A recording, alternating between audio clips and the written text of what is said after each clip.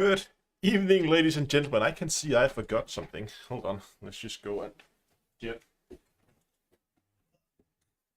light on that and light on that. There we go. That's a lot better. Good evening. How are you guys doing? It is Tuesday and we're gonna be heading back out into the black in Elite today.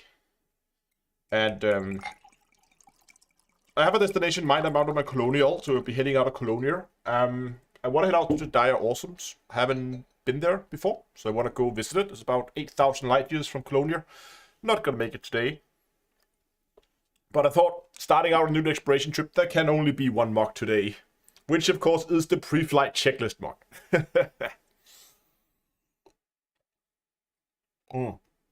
Before we start, I have a number of things. First, I have some sad news. I want to show you guys this. Look at this. This is my Virpil, Constellation Alpha. And I was sitting here before the live stream, playing games, as you do.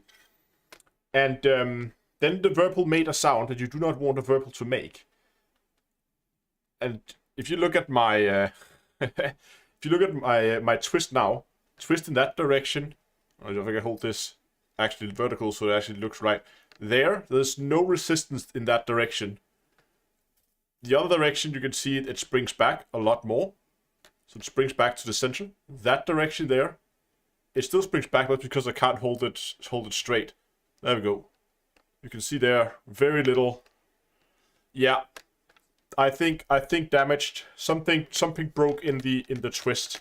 So if I'm flying, yeah, spring be dead. If in chat for left side yaw spring in the Virpil. Now, I did just not the spring. Yeah, okay, retainer. I don't know. I mean, I don't know. I mean, it should be relatively easy to open it, but okay, people. So if it's the retainer, I don't know if people have, if this is a known issue, if it's fixable by myself. But anyway, I'm not gonna be splitting it open. Yeah, exactly. I'm gonna open a warranty case with them. Oh, there was another one that broke yesterday on live stream. Yeah, it does suck. No, so the thing is, I was just looking up here before the live stream actually, because when it broke, I went in and looked up my order. Yeah, so that's the interesting thing with warranty, because I ordered mine. So there's a 2-year warranty on these. I ordered mine more than 2 years ago, but because it was a pre-order, I ordered before they actually launched it.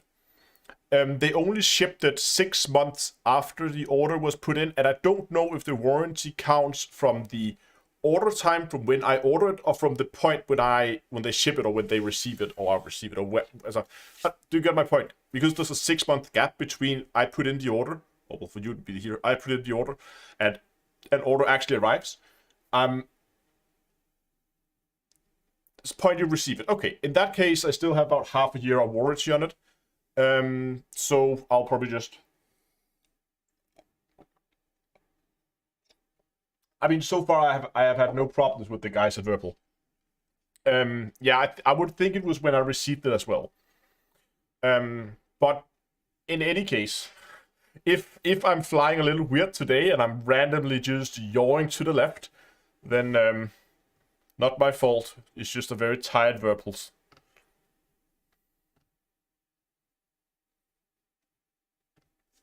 Actually, let me just get the other cam so it's easier for you to see it, because it didn't show quite right on just give me a second here. And I need to get my camera app up and running.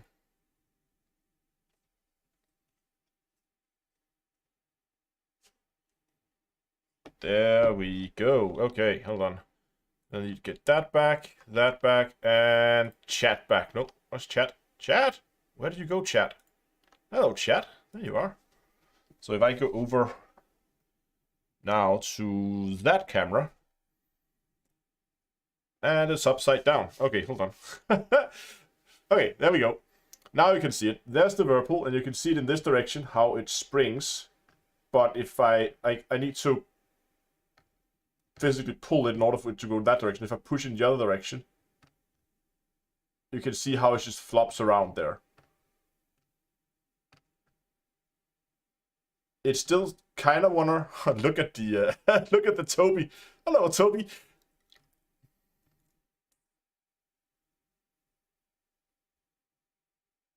Do I have a spare stick? Unfortunately, I mean the stick still works. There's nothing.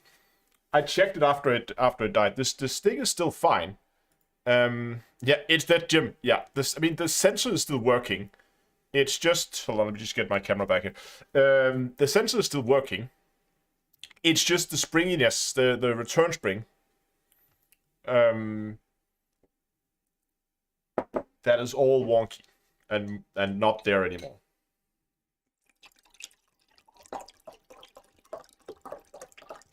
I don't know if they want the old one, if they want this one back, because if they don't want it back, I might try to take it apart and see if I can fix it.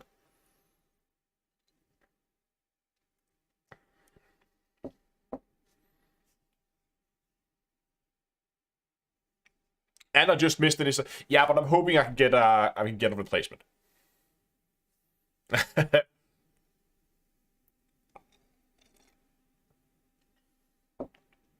Anyway, let's get in game. No. Let's set up a light goal first.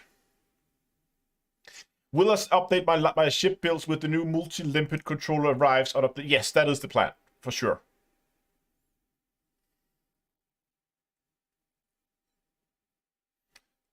Drink today is water as always. Should we set a simple light goal 150? I think we could do 150.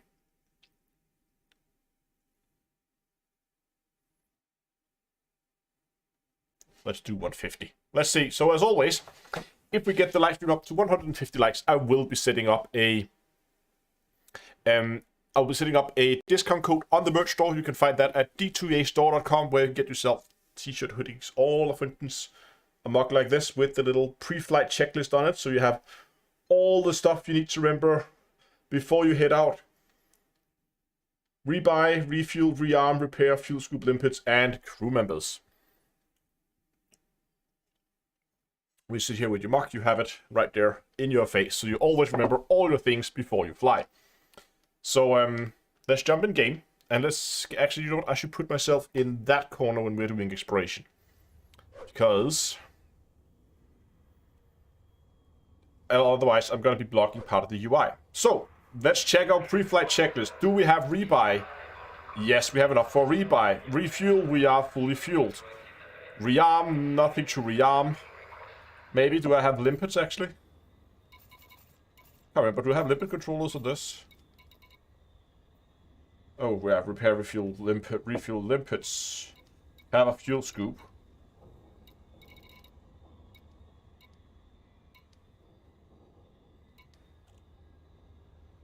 I do actually have a repair limpet controller. Do I want to carry them? I probably don't want to carry them actually. I'm just gonna synthesize them as I need them.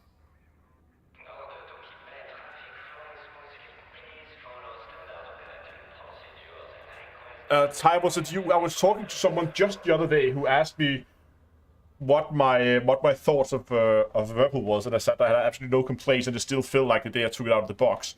And I kind of like, oh, he should. And now today the thing broke.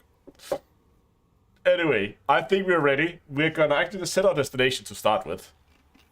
So we're heading up here to the Dire Awesomes up here, in close to the center. So I think what I'll do is I'll find something like, I don't know, that system there. It just kind of takes me a little bit up out of the plane, but not straight up as I did last time. I'm gonna go a little bit of an angle, then fly over. I don't know how far away that was, but it's probably too far for the live stream today anyway. 3,000, we're not gonna make that system anyway, but we're gonna go in that direction at least.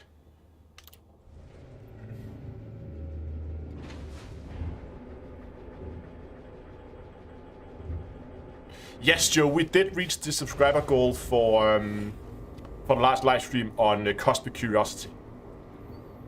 That was awesome. We reached, I think it's up to like 1,200 now, which is a very respectable growth given that there's only one actual video on the channel. Oh wow, I have to get used to this.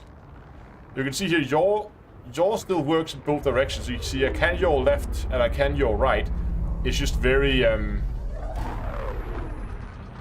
weird. Yeah, 1.12 even. Okay, let's find our fire group. There we go. And let's go. How long did it take to render the blender? It took a long time. I mean, it's 4K renders, even though they only rendered at 30 FPS. It still took a long time. Because that Earth model I have is maybe a little overkill. I think the longest one was the one with the Earth that get. I mean, I kind of cheated a little bit.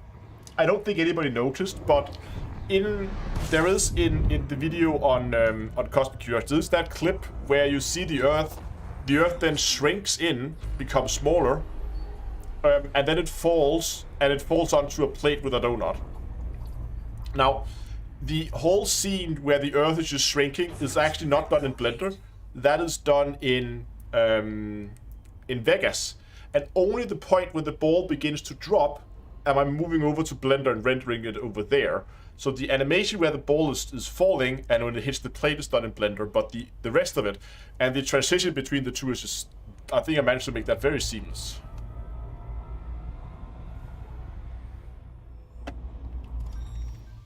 Just gonna check what we get here.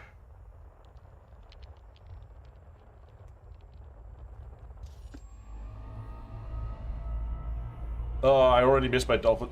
Look at this. Just sometimes it will just randomly begin to yaw a little bit because there's no spring to put it back in the dead zone. Frameshift drive charging.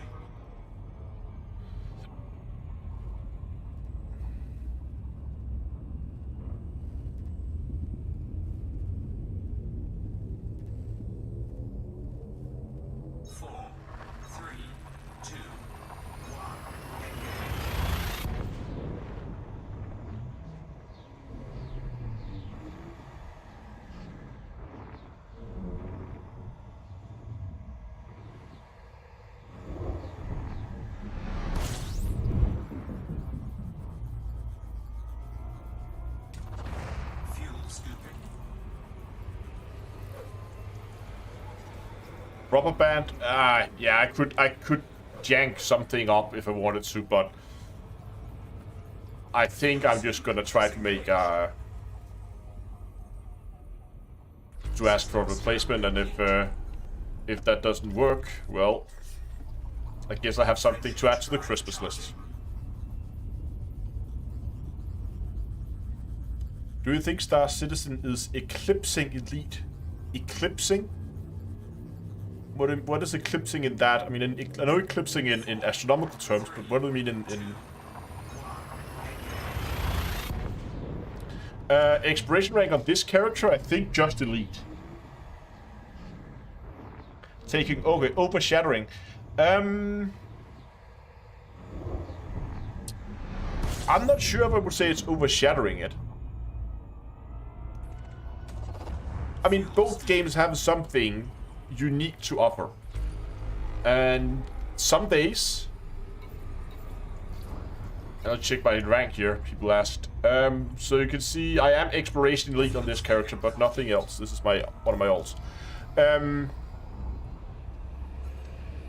It really depends. I mean, some days when if you want to go out and do stuff like this, go out into the black, explore, find something new, something nobody has seen before. Obviously, you're not going to get that in Star Citizen. That is something you will only get in Elite. But there are other things that you will get in Star Citizen that you won't get in Elite. So I see it as two games that complement each other very well, if you are into the space sim genre of games.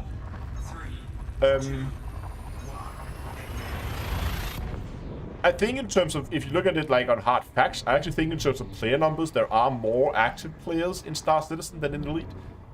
That is my gut feeling. I don't really have any specific numbers on it.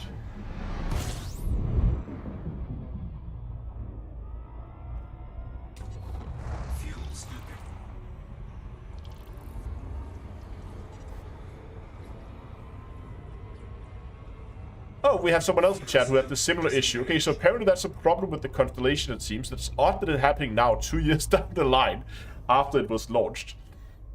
Where they say they just sent you two new springs free of charge. Okay, so they're just sending you the items you need to repair it. That would be fine too. Frameshift drive charging.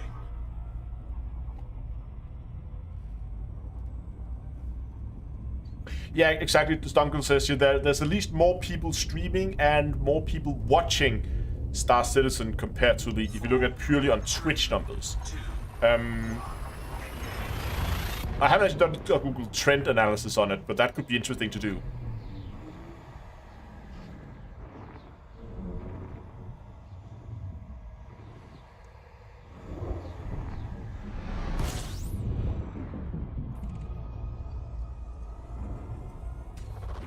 Fuel scooping. See, that used to be correct. Andrew says that the issue with Star Citizen is that it doesn't run on lower-end computers, while Elite does. That is true, but that's only true until the Odyssey graphic engine is ported over to Horizon, which Frontier says they will do. And I'm expecting it's not going to be in the too distant future. And when that happened, then you don't really have that benefit of Elite being less demanding than Star Citizen anymore. Okay, I have to go and check this now. I'm really curious.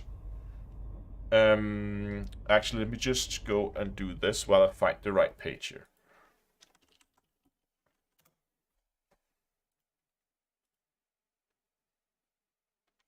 Alright, here it is. Look at this. So we're gonna do a Google trend, and we're gonna search for Elite Dangerous, and it's gonna be a video game, and we're gonna compare it to, sorry, all this is Danish, Citizen video game, and we don't want it in Denmark, we want it in everywhere for the last month. Okay, interesting. So you can see, can we get it for a longer period? Since 2004. So Star Citizen is the red one. So general, at least in search of search terms. Oh, hold on, Chief. Glad to see you back exploring Elite again. These and some of your ship builds are some of my favorites. You're very welcome. Thanks a lot for the super chat. Zooming into just the last, I don't know, 90 days again. It's interesting to see that for the longest time, Elite has actually been sitting slightly higher than Star Citizen. Then Elite kind of been taking over for a relatively long period of time. Should take 5 years. There we go, 5 year data. So Elite has been generally been higher than and it's fun to see that they're correlated, right? If one gets very popular, there's a spike in the other as well. Maybe a little delayed, but to see the spikes kind of overlap between the two. But lately, this is obviously, that spike there is obvious because of the Intergalactic Expo. That's purely just the free fly event at the Expo that's happening here.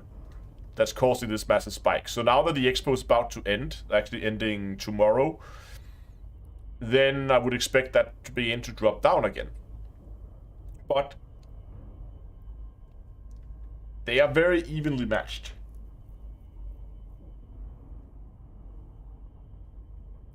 But on average, Elite seems to be slightly more. At least searched, amount of time it's Googled. It's been Googled more than Elite has. What is the site for those of on it? It's called Google Trends. Frameshift drive charging.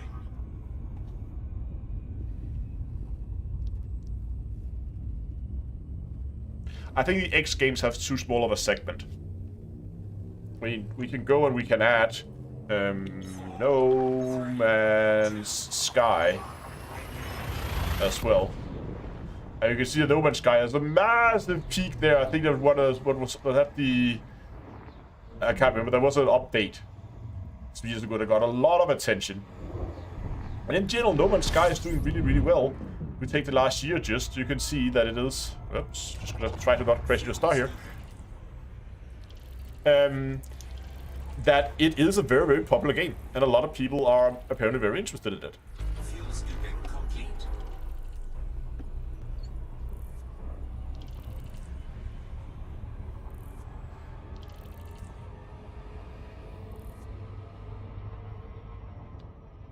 Frameshift drive charging. So what should we try? X4 foundations. Snap that in there. Yes, the X4 foundations is way down there. I don't think the search volume for the D2A is big enough to actually show up at all. No, it's very, very small, as you can see there, compared to the games themselves.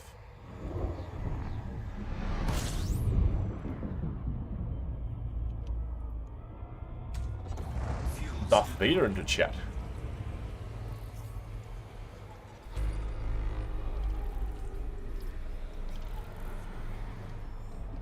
Fuel scooping complete. Oh, hold on. That might be interesting. Oh, we got ourselves a water world. Nice. Let's go and find it. The biggest difference between Star Citizen and Elite. In Elite, you can travel to every star you want to travel to. Star Citizen, you can't travel to the... Yeah, that is true, but in similar ways, I could also say, well, in Star Citizen, we can walk around every ship we have. In Elite, you can't. I mean, you can always find things you can do in one game or the other. In Star Citizen, I can go out and mine on hand. I could go into caves. In Elite, I can't. But in Elite, I can go and fight against aliens. In Star Citizen, I can't. I mean, there's always to always be able to find things that you can do in one. That's why I say the two games, they complement each other very, very nicely, because they do. Okay, let's find that water world. Water world. Where are you, little water world? This is some very, very weird orbits. What? Orbits just stopping?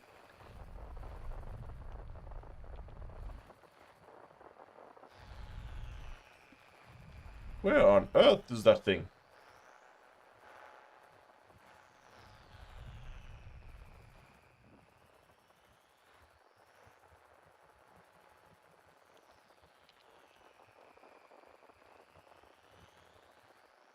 Oh, you've clearly been out of the loop for a very long time.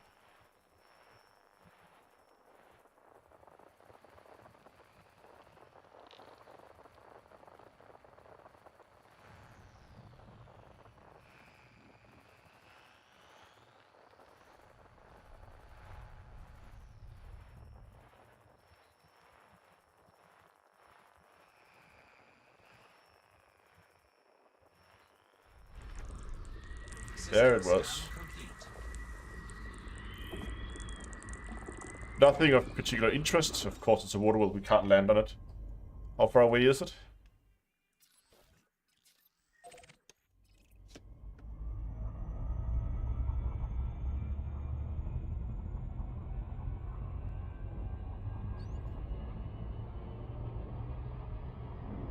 $10,000. I'll do 10,000. Need to seek out some H-class systems and explore. Need to add them intentionally to your galaxy map. I actually can't remember what I set up my routes for, but that might be a good idea to go in and check that. Do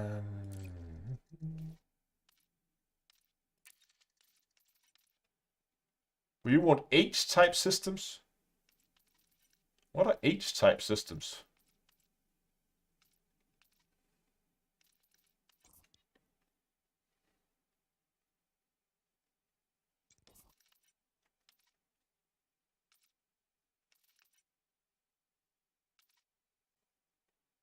H-mass? What?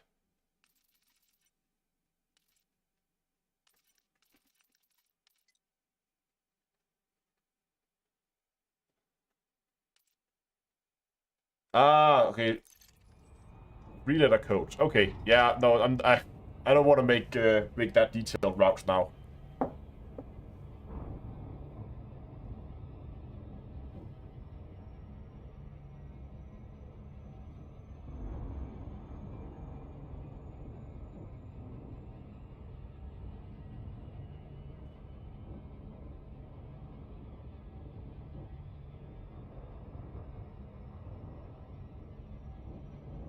Hey, what are in those systems, Golgotha? Okay.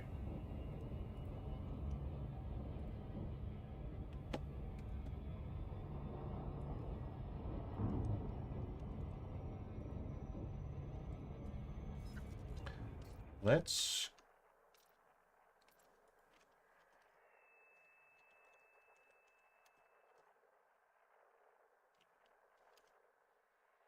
Aww.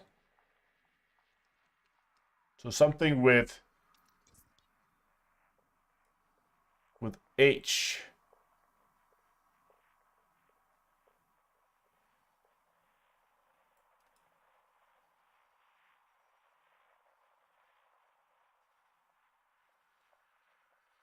Do you guys see any? I see a lot of stuff with G and D and G and J and C there.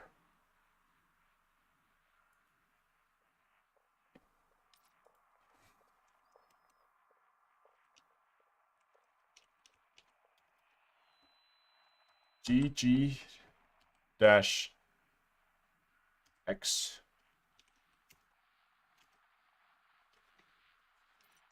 I don't know. Stuff's broken. Let's just find this, map this planet first. Then we'll go and find a system.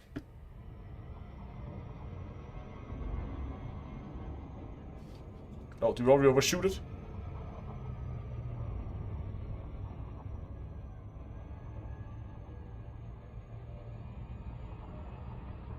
Jesus, how did I already overshoot it by that much?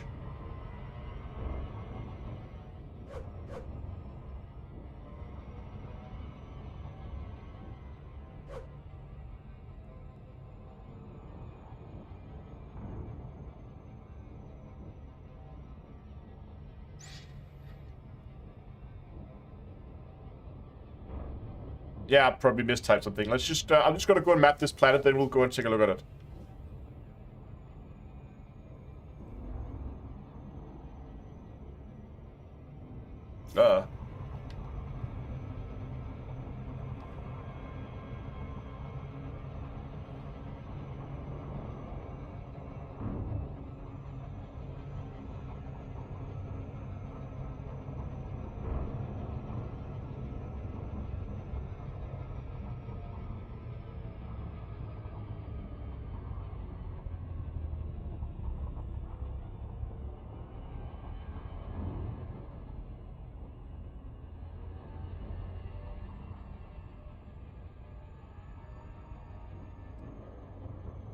Why is the heatsink deactivated? Nah. I don't know. Probably forgot to activate it.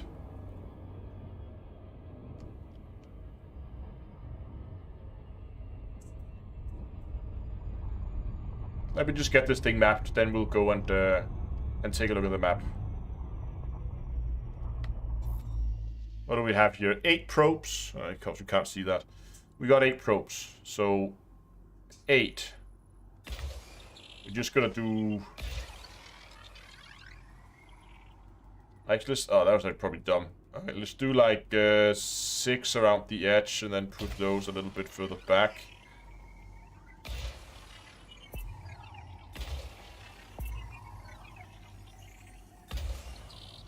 Fire one towards the back side of it, and one smack in the middle.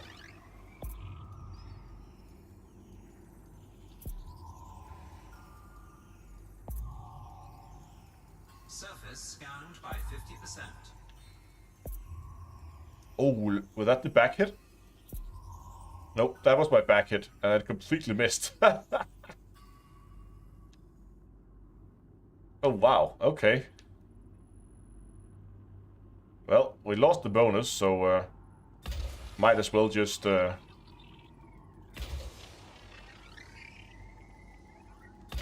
off a few.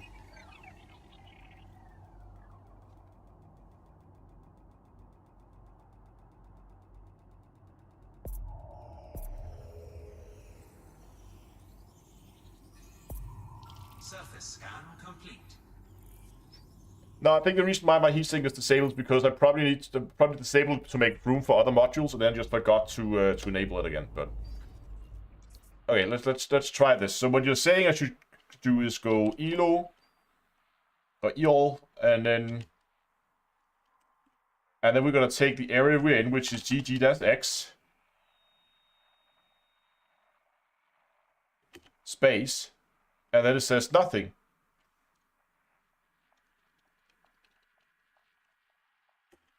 H.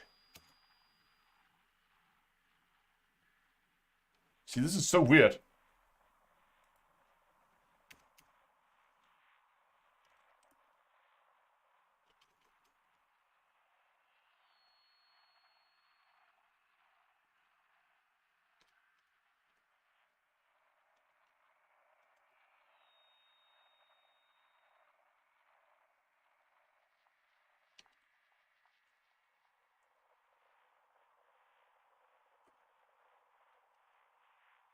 OU. And now it has like everything.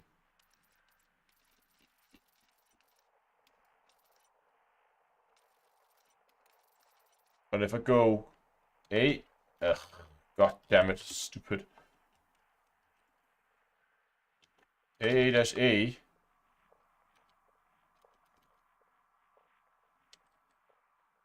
And then there's nothing. What?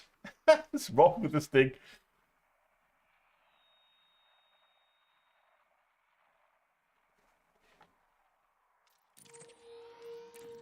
It's not exactly in my neighborhood.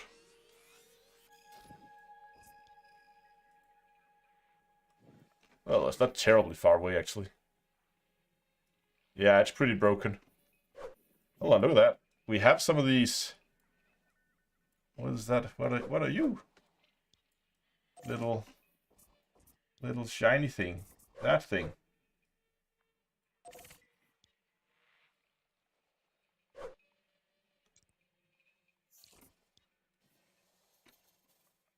We'll try to see if we can manually go over to where we were.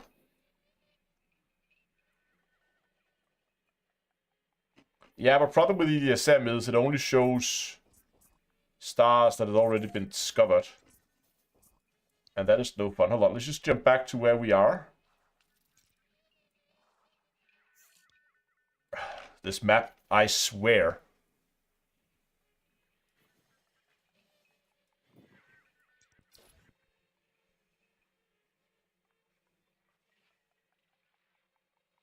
So help me look at system names. We're looking for something that has Elo Pools, 3-letter combination, then something with H.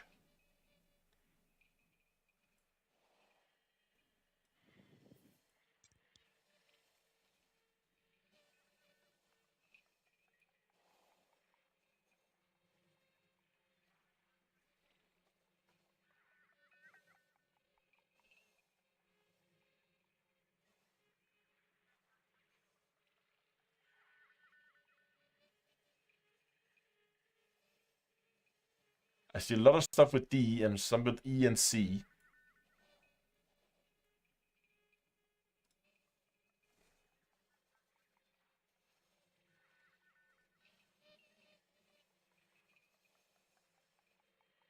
Oh, I thought I had one there.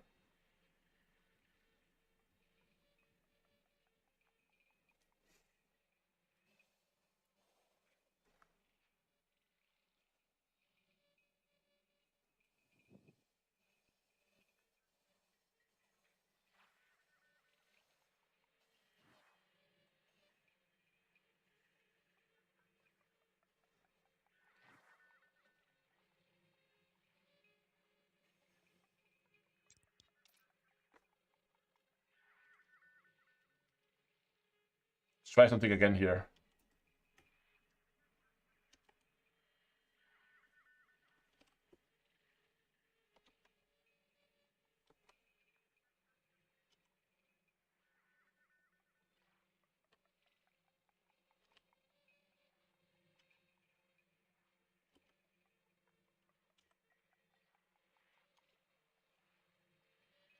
Hmm.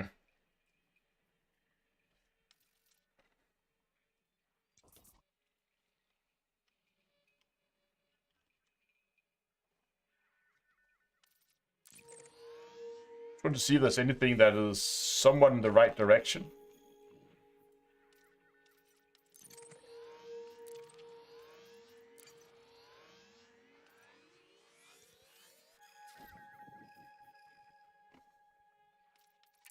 Oh, they are star classes that are not... I don't have selected even, huh?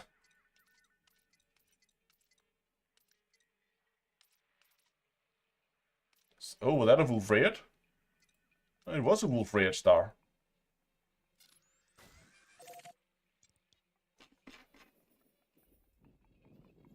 It's not quite the direction I'm going. But 13 is an option.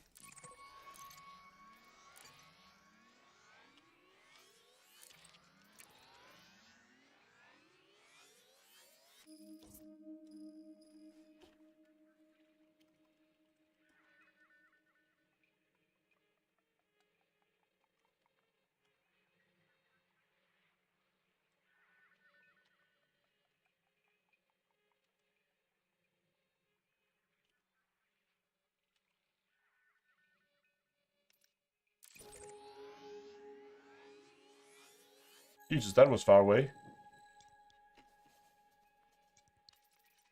Again, star classes, hold on. That's a non-sequence.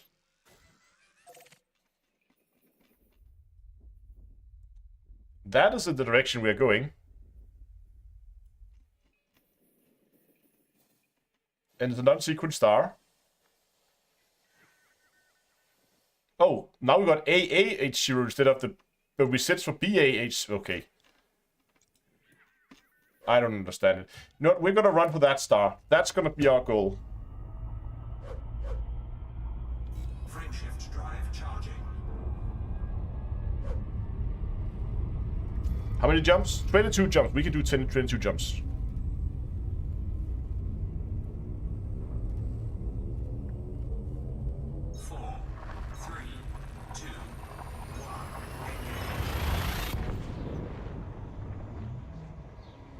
Yeah, probably not. You're probably right. It's non-sequence, so not a... But yeah, it's still technically it's the remnants of a star if it's a black hole, but we'll see.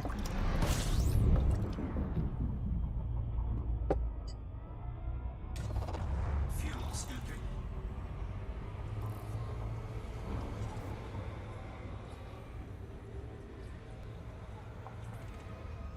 We're still gonna scan for interesting things.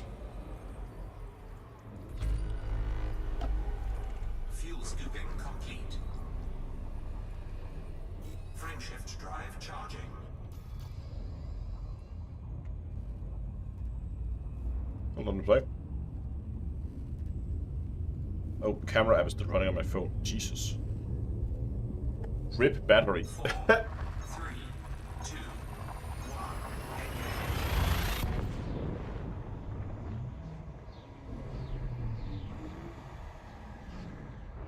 Galnet News just featured the EVA trick. Yeah, everybody's featuring the EVA trick. I also saw the Goat Giraffe was doing it on his live stream. But I haven't seen the Galnet News one. What did Galnet News say?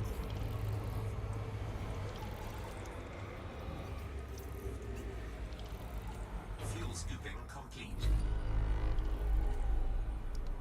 Hey, Tony, thanks a lot for the very generous donation of 219 norske kroner.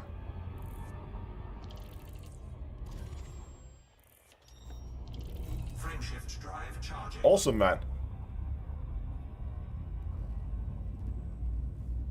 That will go towards verbal replacement in case I actually need to replace it. 4, 3, 2, 1. And NOK is Norwegian crowns.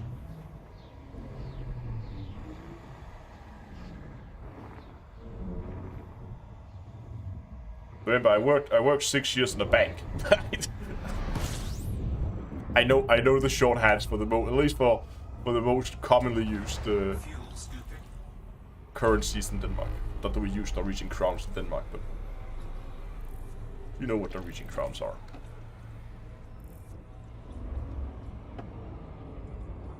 Fuel scoop disengaged. Nothing there.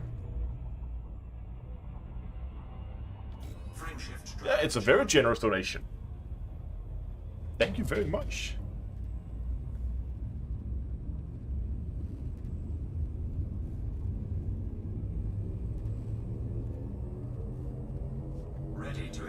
Engage. 4, that yaw drift to the side from the joystick. Oh, this is gonna be interesting.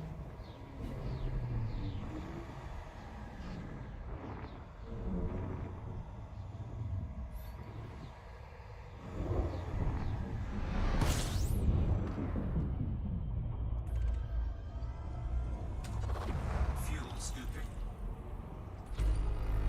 If I end up getting replacement parts and I actually have to fix it myself, the Whirlpool stick. Do you think people would be interested in like a teardown and repair replacement guide? Fuel scoop disengaged. Or it would basically just be me turning on the camera as I'm trying to fix my Whirlpool anyway. Because sad time Whirlpool broke.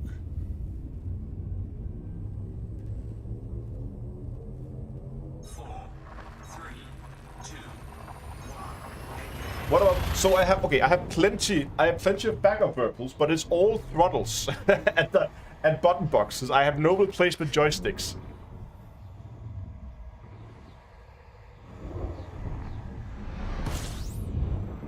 Yeah, because it seems from chat that a number of people has been experiencing this with their constellations now, where some springs inside of this is basically failing. And I don't know, personally, if I were to open something like a Whirlpool device, which, to be honest, are pretty expensive, I would like to see a teardown guide first, so I know what I get myself into.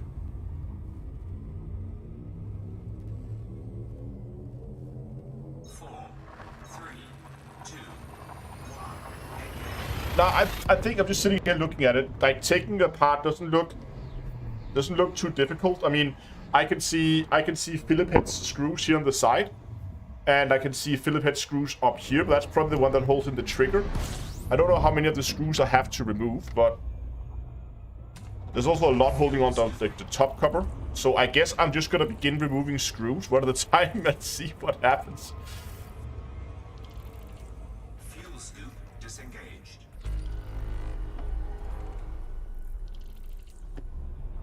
Frameshift drive charging.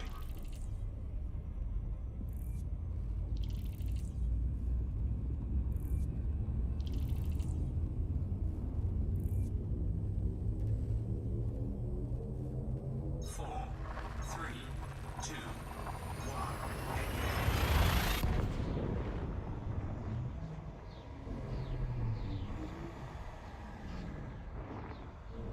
Okay.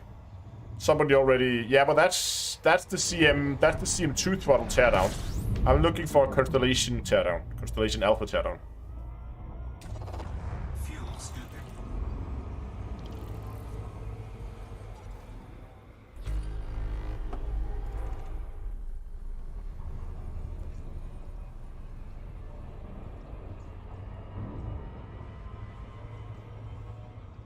Fuel scoop disengaged.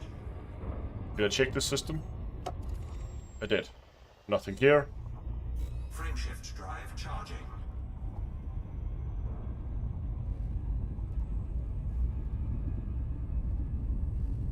Yeah, I would hope so. But I mean, how complicated can it be? you remove screws until the thing comes apart, and then you put it hopefully back together in working order. Then you find the broken thing. No, you remove screws until it comes apart. Then you remove and replace the broken item, and then you put it back together and hope it still works. that's basically my tactic. And then just whatever you do, be very careful, basically.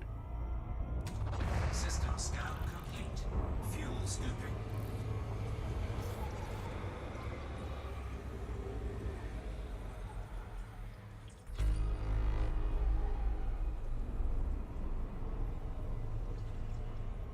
Fuel scoop disengaged.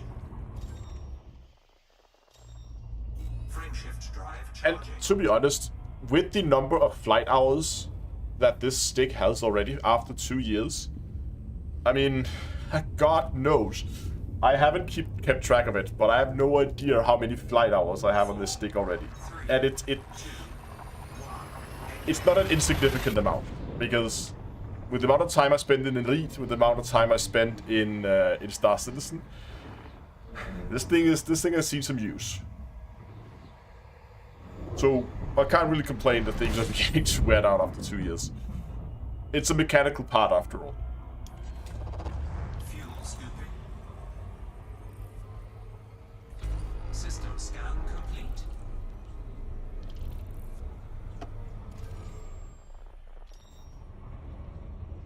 Fuel scoop disengaged.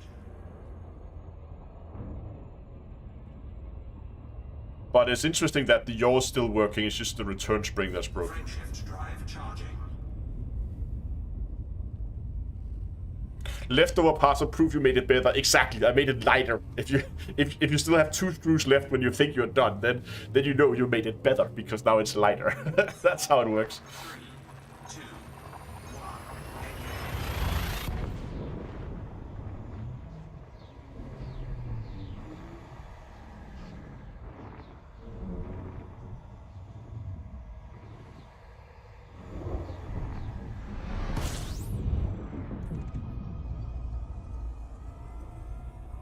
System scan complete. Fuel scooping. Strip down for added range. Exactly. I managed to squeeze 0.1 extra light years out of my ship by removing a few screws from my shoulders. Scoop disengaged. End quote.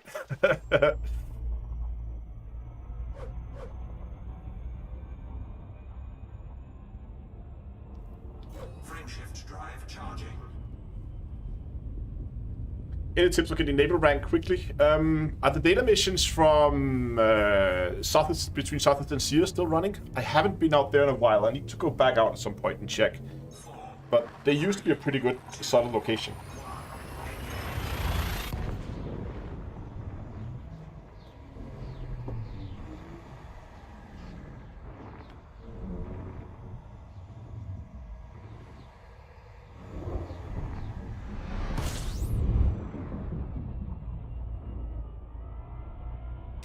System scan complete. Fuel scooping. And jump do we have left? We're halfway there. Whatever we're heading for. One body, that's the star. Sorry.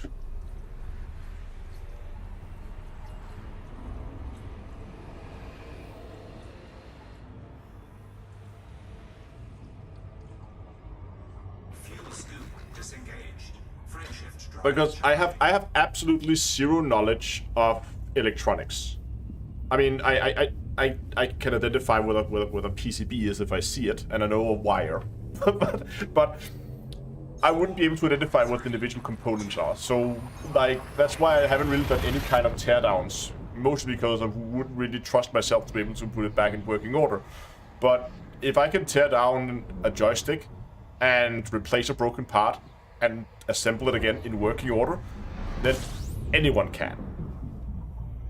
Given you have it's not even a Philip head, it's actually an Allen key. Now that I look closer. My bad.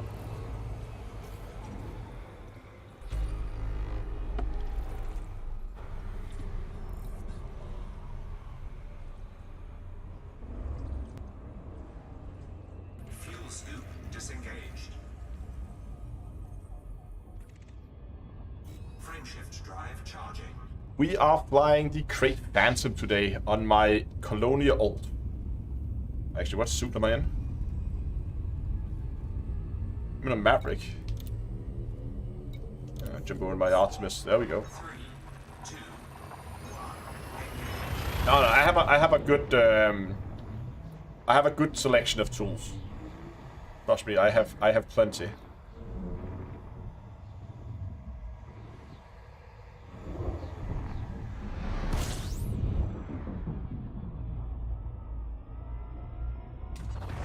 Fuel scooping. Did my stick break? Yeah, the return, like the return spring for the left yaw is broken. So it won't. You can see right now, hands off the stick, and it's still yawing. I guess it's nice for fuel scooping actually. Hey, it is a mod. Look at that. If I just slightly adjust that, there we go. Oh, that was a little bit too much. There we go. Look at that. Look, no hands. It is a mod. I might keep it like that. Look at this infinite fuel scooping.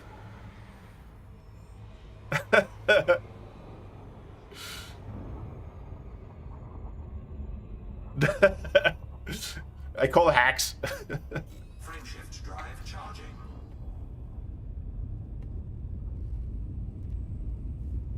Yeah, but this is not drift. It's the actual return. There's a spring or something. I don't know if it's a leaf spring or an actual coil spring or whatever kind of. It's some kind of spring that when you twist the joystick, it pushes back to the center location. And one of them on one side is broken. So now when you move it to that side, it just sits there. and he says, "My car does that too. You should have that looked at then." That doesn't sound safe.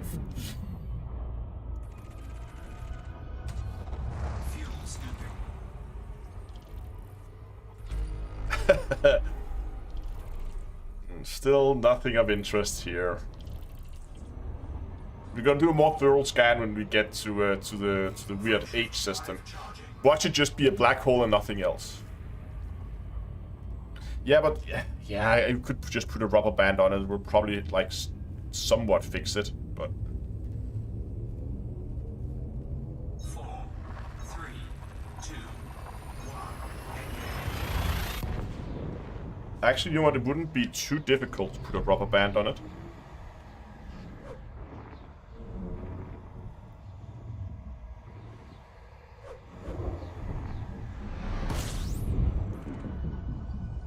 Actually, hold on. Let me see if I can find the spring. Let's see if we can jerry-rig something here. Fuel scooping. Be right back.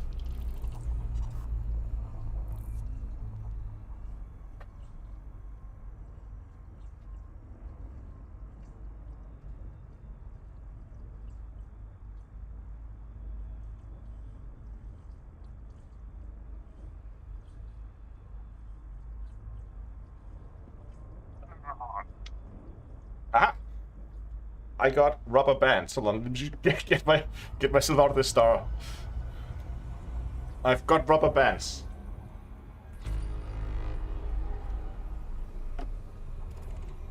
Okay, good. We are out of the star.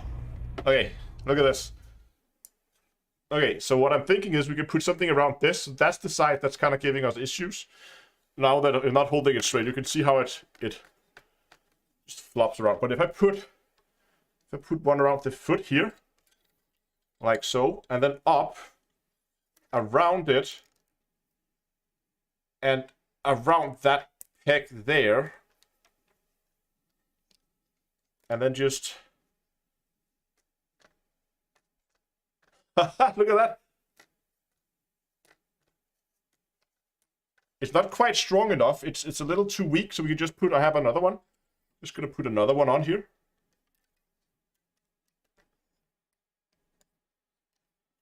And put that in place. How's that? You know what?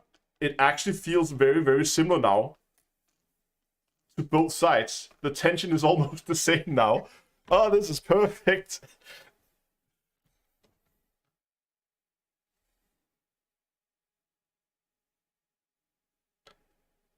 Now, it does have one unforeseen problem with this setup here. Which is, as you can see now, I'm slowly drifting downwards because it's pushing forward on the stick a little bit.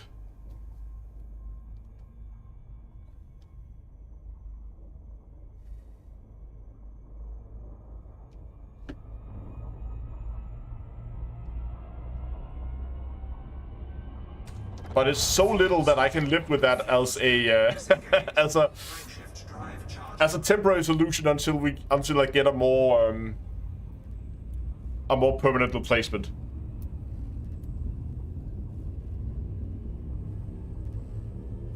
Yeah, we could just calibrate the dead zone, you're right. But I don't want to recalibrate the dead zone because I'm going to fix this or get them replaced.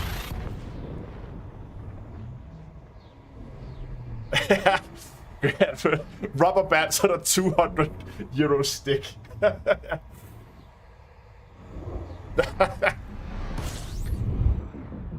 Yeah, we could go in, but I don't want to recalibrate it because... Fuel scooping.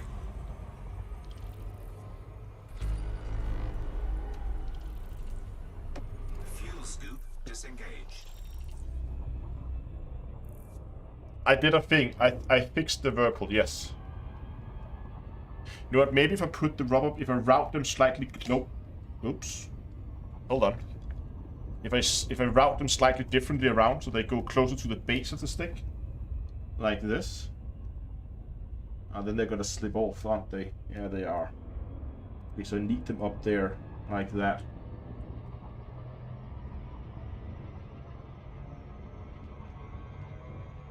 Oh well.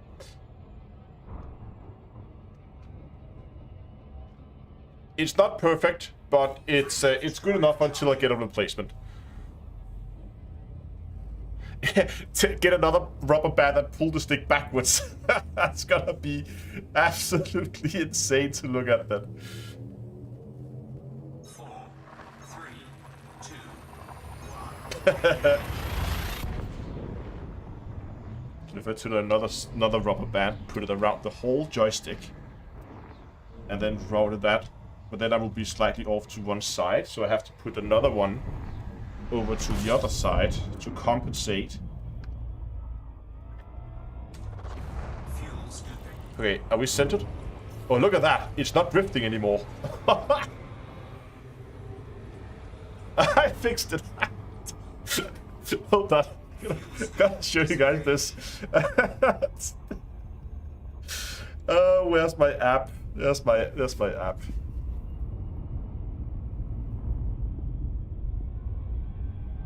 Let's get him on this camera here. Let's see if it's upside down. Yes, it's upside down. Look at that. There we go. So, if I get my fingers out of the way here, I have these two rubber bands. They go over and attach to that one there, and that is what's giving us, when I twist in that direction, gives us the return force. But then I also have two rubber bands, one going down around that foot, one going around that foot, that then pulls the stick back a little bit to compensate for the forward drift that those two put in. So now, if I keep that steady and doesn't touch the string, you can see here, it is centered, and we are not drifting at all. Oh, that's the wrong camera. Hold on. Need to go to that one there. Yes.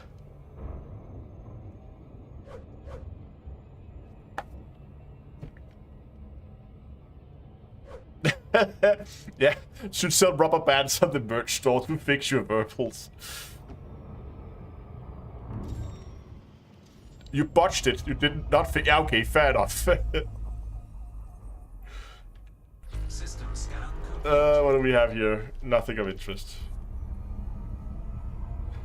Yeah, we might be rotating a slight bit, but that is so little that I can live with it. Given how janky this looks, I think it's a very good solution for what I could do with 4 rubber bands. 4, 3, 2,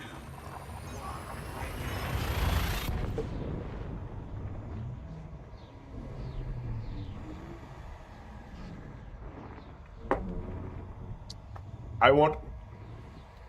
They should add me in the game as an engineer, like an engineer AFMUs. Just botch things on the go and make it work until you actually make it to a station there where you can get things fixed for real by someone who knows what they're doing.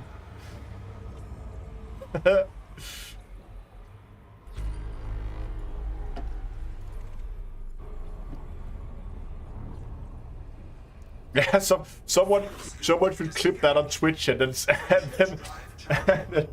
tag Whirlpool on Twitter or on Twitter or something like that.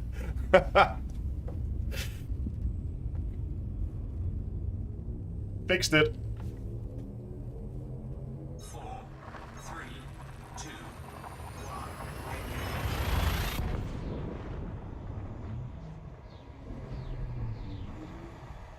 1. It looks so stupid with rubber bands everywhere, but they don't interfere with the use of the joystick, and it kind of makes it work, and it's a lot more usable now that you have that System scan. that return force. Ooh, you got a T-Tower star. Hello.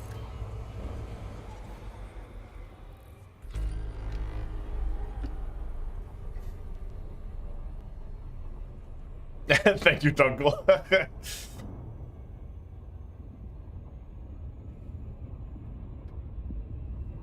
Frameshift drive charging. Somebody clipped it.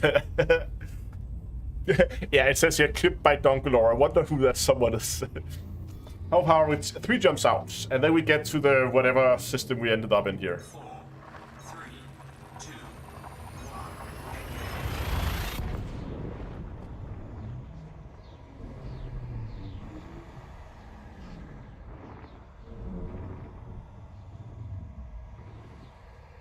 1. Yeah, exactly. Down to astronomy as an engineer. Level 1, all modules increase integrity by 5%. Fuel scooping. With a 1% chance of random malfunctions due to rubber bands breaking.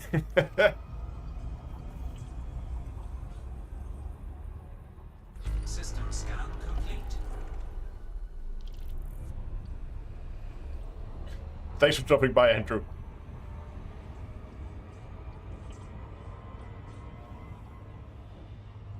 Fuel scoop disengaged.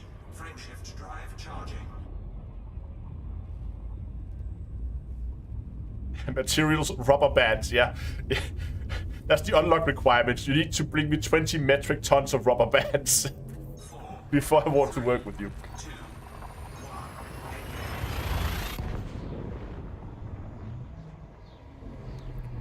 What mods am I using to get this image? What image are we talking about?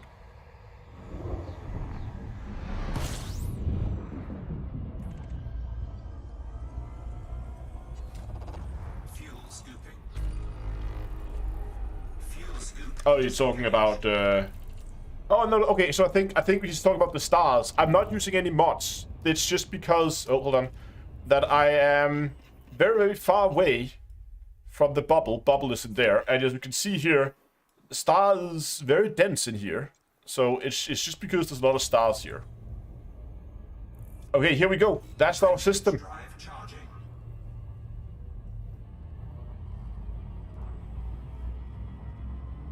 Oh, we're already at 100. Oh, wow, that's really quick. Well, this will be streaming for an hour. So while we jump into the system, I'll just quickly give you a reminder that we're trying to reach 150 likes on this live stream. If we make it, then I'll set up a discount code on the merch store, which you can find at d2astore.com. We are 30 likes away, so go ahead, give the stream a like while we are jumping into whatever system we are heading into here. Hello. Black hole.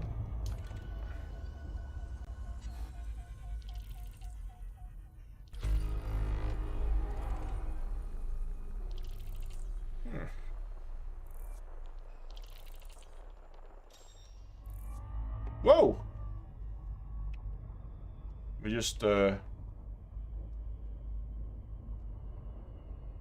did it go? I don't like it when I can't see the black holes.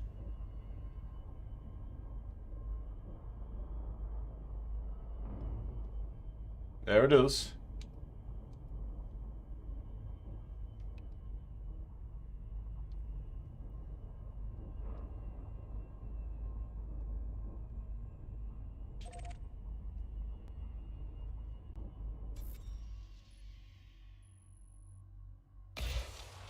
We can surface scan a black hole. Why? What information are they gonna give back to us?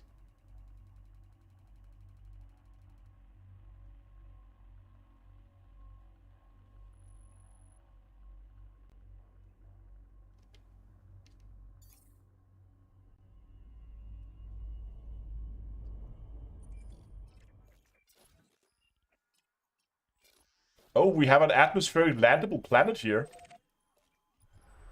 Interesting.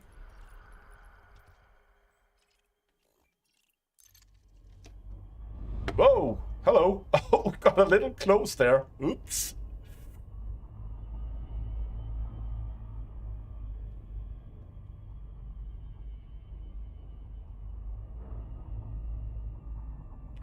Do black holes have a surface? No, they have an event horizon or a Schwarzschild radius. Actually, you know what? If you're interested in knowing more about black holes and whether they have a surface and those kind of things, you should go and check out the video over on Cosmic Curiosity. I started a second channel very recently called Cosmic Curiosity, where I'm gonna do astronomy and space-related question videos and also astrophotography.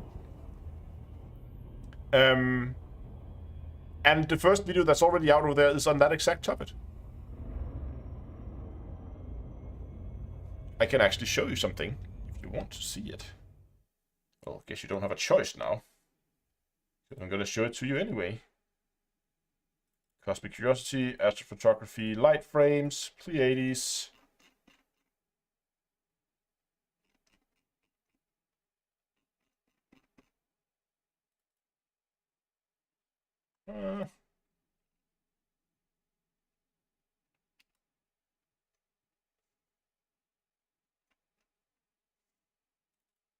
Here it is. Found it. So I recently got a new star tracker, and I went out yesterday because there was decent weather. The weather wasn't perfect, just to try and see if I could get a shot. And this is a shot I got of the Pleiades sector, or the Pleiades.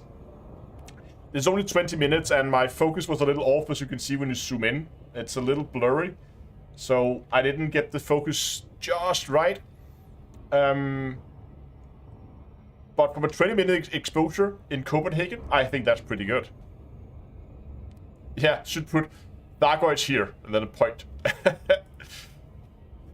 Hey, we're over. Okay, nice.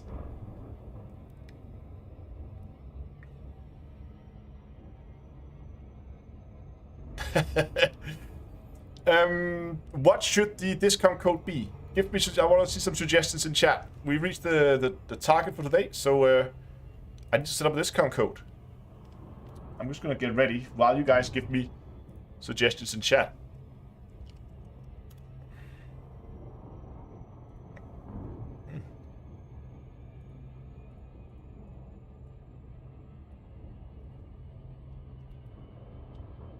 Rubber. Okay, we got it. I think we got the code already. Oh, gotta slow myself down here. We don't go too far. I'll just go and set up that discount for you real quick. Oh no! Stop! Stupid thing. If you go to D2EA... No, don't delete it. Save it. Save it, for God. There we go. If you go to d2eastore.com, you can now use the offer code RUBBERBAND. And if you use the offer code RUBBERBAND, you will get 10% off any order over on the merch store. And that is RUBBERBAND, all caps.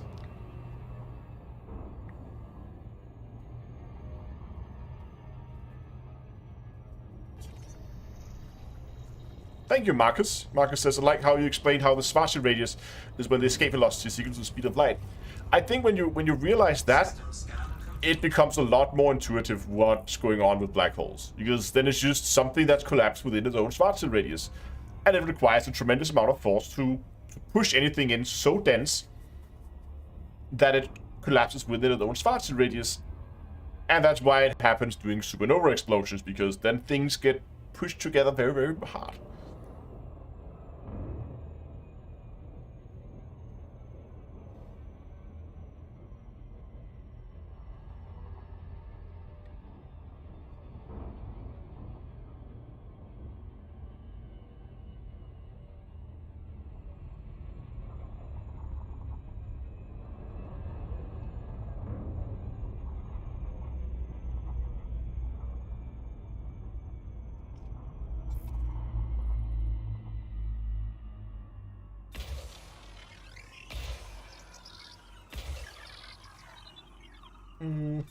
Look at the one on the back.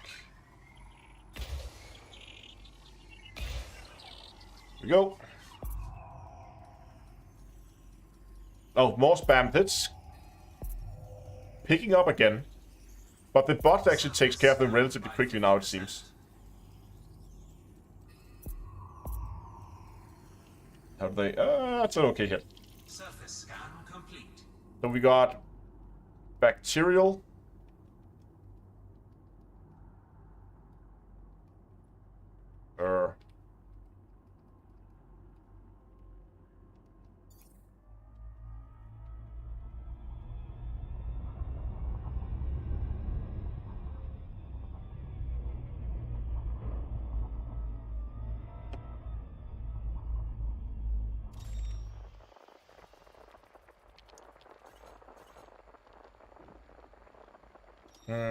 That's not what I want. I want this view here.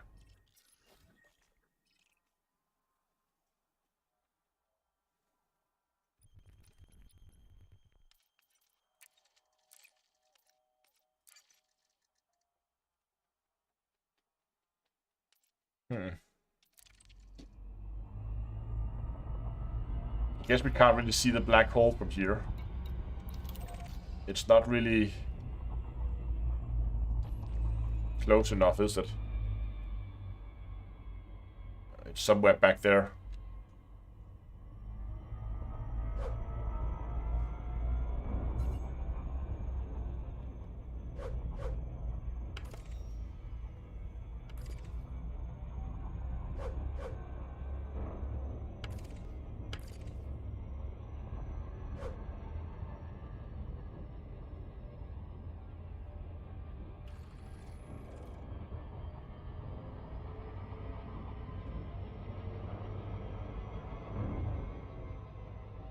Orbital flight engaged.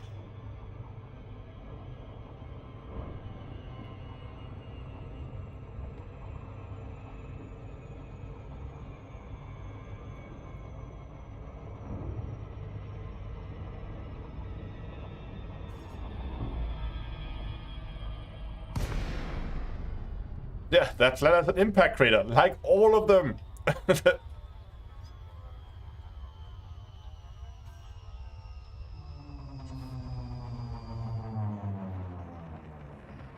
Hold on, what's the gravity? Okay, because whenever I see these purple planets, I'm always like, what's the gravity? Because that's sometimes heavy gravity.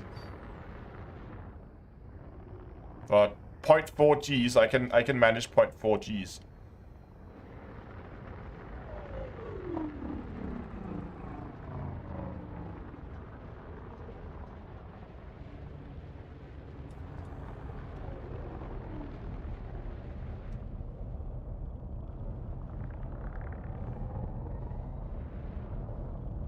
Is that something?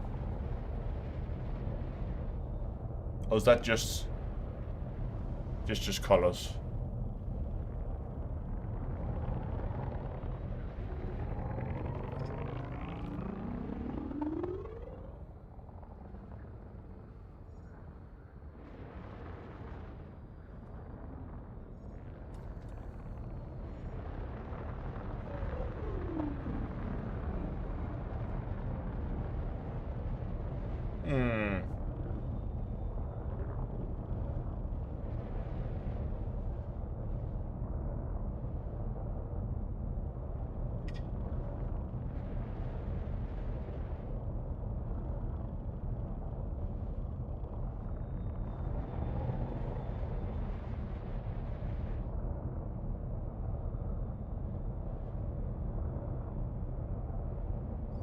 What GPU do you run? I run a 2080 Ti.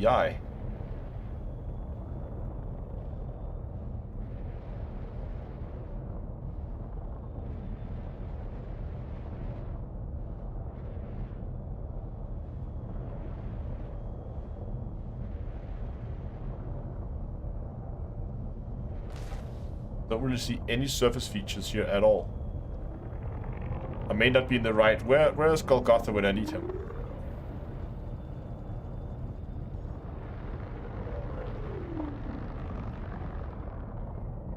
Lots of weird rock formations. Look at that.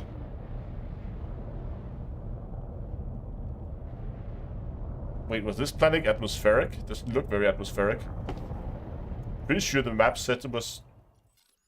It did. Yeah, but super. Okay, very.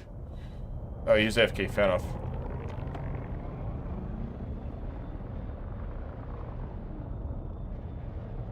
Okay, so I just put it down here and see what we find. Let's go out and have a look.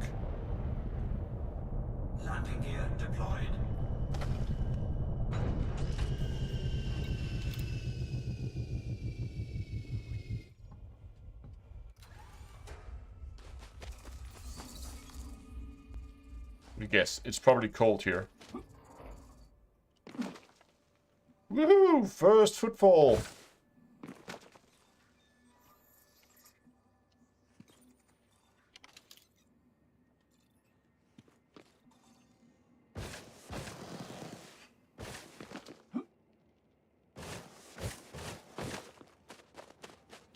Yeah, it's cold. 20 Kelvin.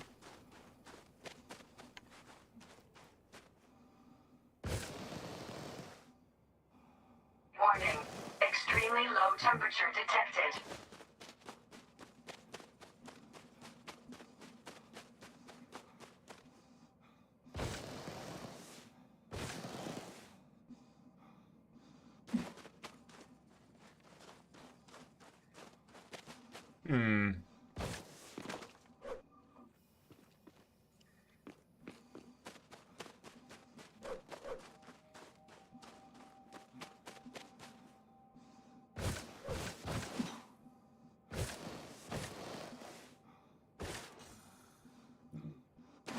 Not really anything to scan here.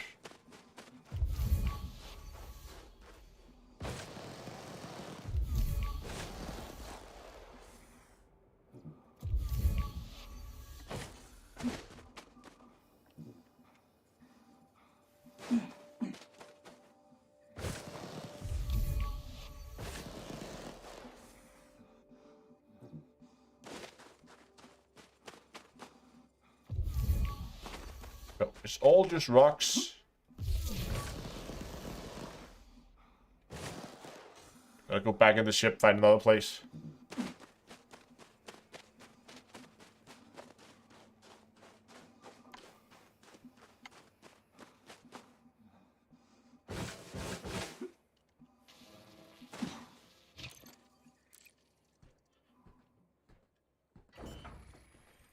It only holds one. I checked. And they're all bacterial, so there should be these flat patches.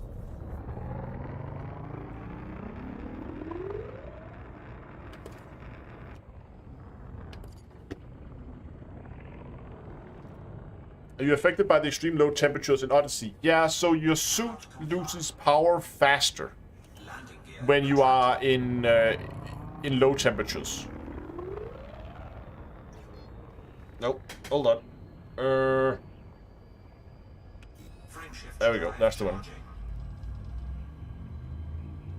4, 3, 2, 1. Engage.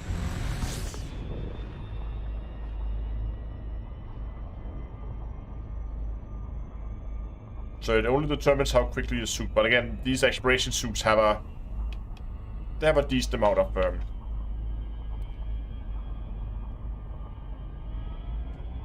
battery, so that should be fine. It's the same if you're on very hot planets, then you also lose battery faster. Okay, so we kind of tried these like greenish areas, and I want to try to go into some of these more blue areas. But they look more rocket, like more hills. I don't know.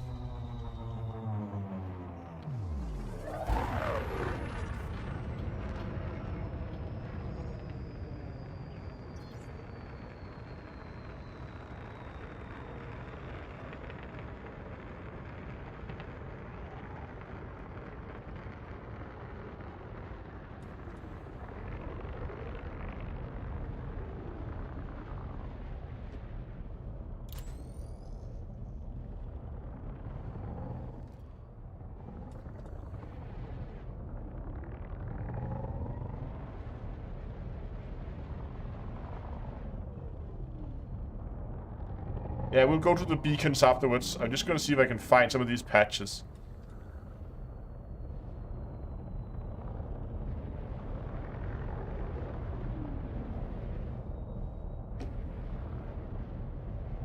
So there are these like patches that kind of looks like they're different colored, but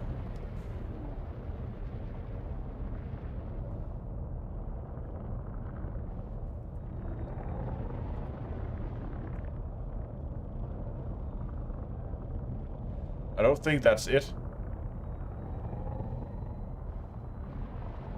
Just gonna go out and check. Just for good measure. Landing gear deployed.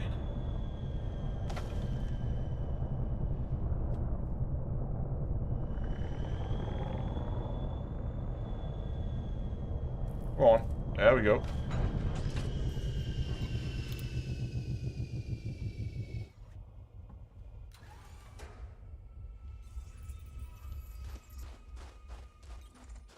Warning. Extremely low temperature detected.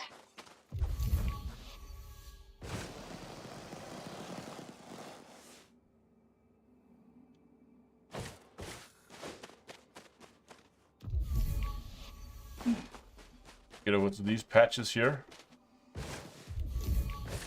No, they're nothing.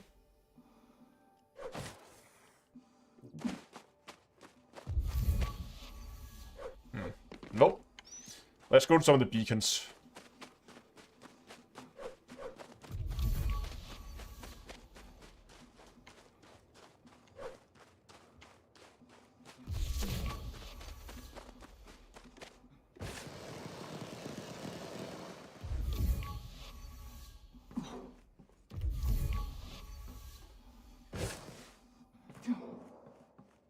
I do have an SRV with me.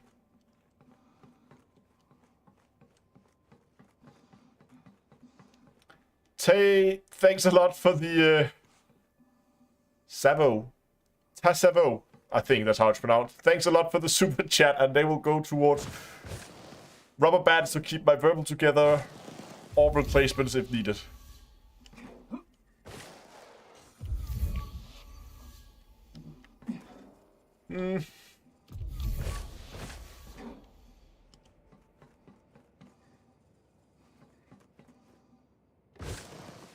Okay, can we land on the antenna? Aha!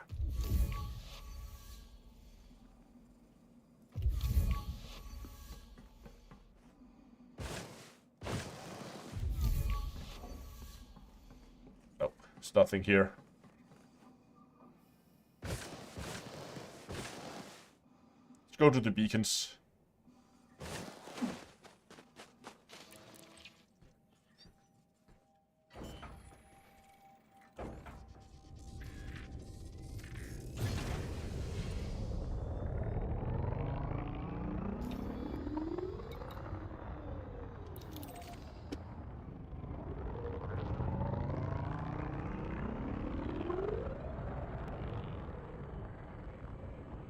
Cannot comply.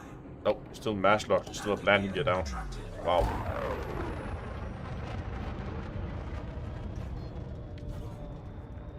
Frameshift drive charging. 4, 3, Okay. 2, 1. Engage.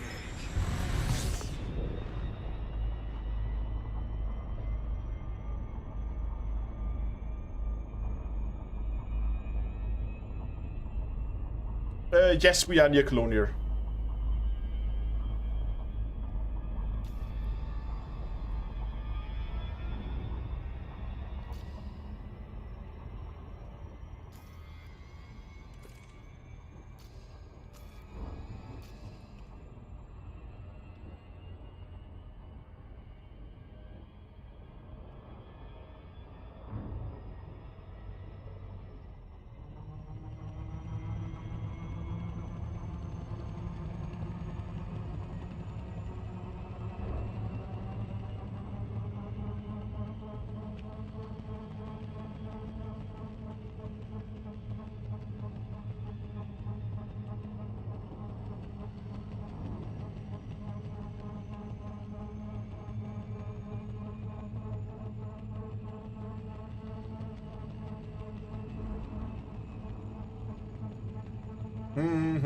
This planet is big. It takes forever to go around.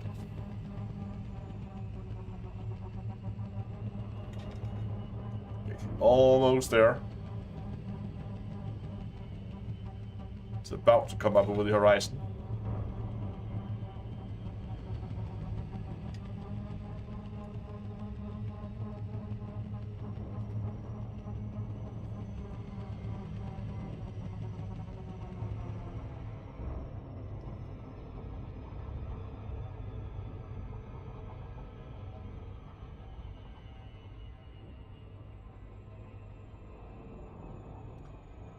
Stress beacons.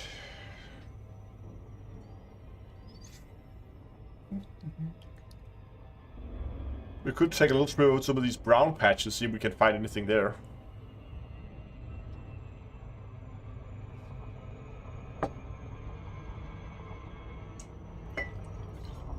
Just to have a look, see what's up with that.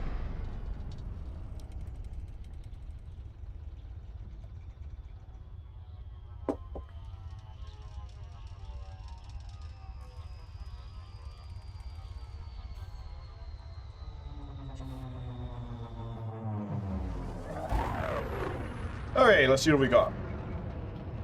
What have crashed here? I can see some kind of crash site. Oh, no, that was a crater. Well, I guess a crash site is kind of a crater as well. There we go. Now we can see there's something there. Oh, oops. There we go. Little love tap there. What is this?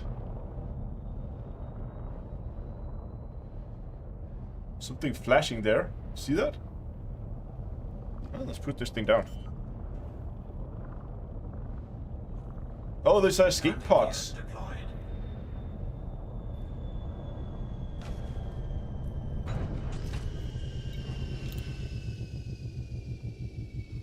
Dutch Solution, good evening. So there's a few scattered wreckage parts. Extremely low temperature detected. And we have some escape pods. And there was the flashing thing. Oh, okay, that was the flashes we could see. Fair enough.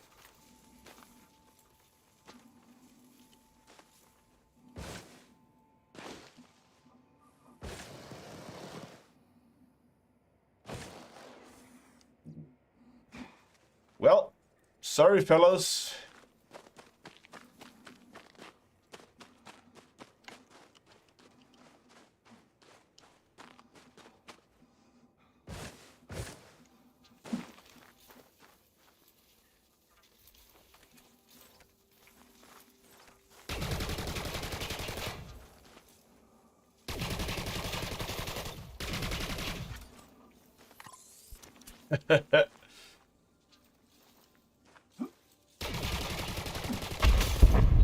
Oh, you could actually destroy them.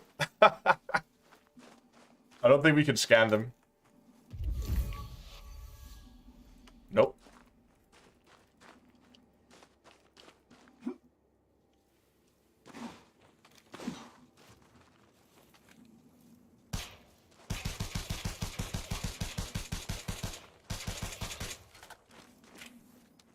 Nothing to scan.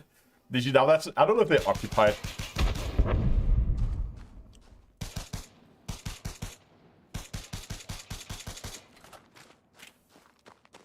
Alright, we can scan them with an SRV. Okay, let's try not to destroy any more of these. Let's go and get an SRV instead.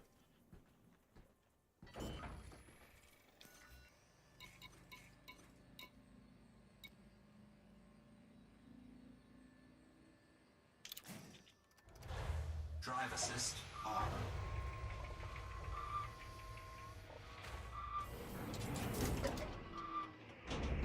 Low gravity warning.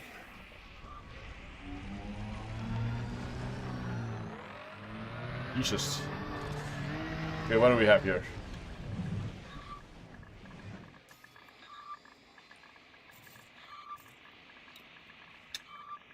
Oh, conductive components. I'll take it. Cargo scoop deployed. Flashy thing. Yoink.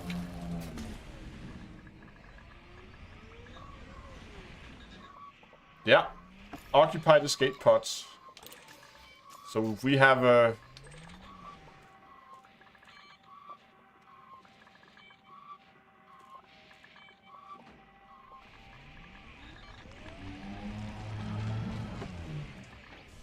So someone got out to this system, crashed, but managed to get into the escape pod, and is now laying on the surface of a random planet.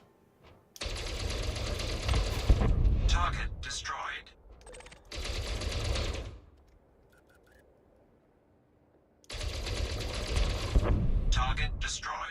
There we go. Problem solved. Fixed it for you. No witnesses, exactly.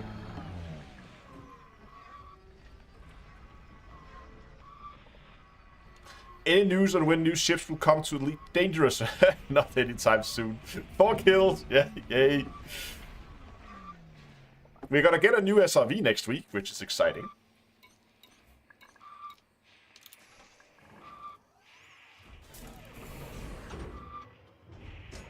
Okay.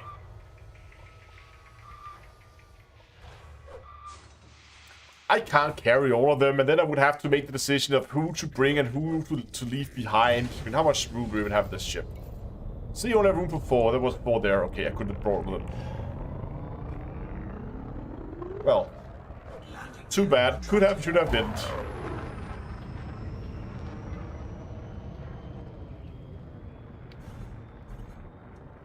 But I did see some interesting,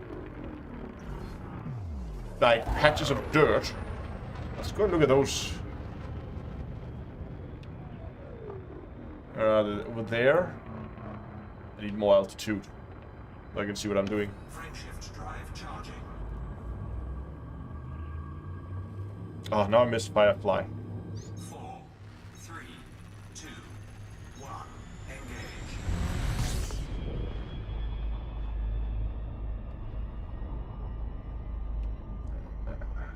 Those patches there. Oh, no, there's a good one there. Big flat one.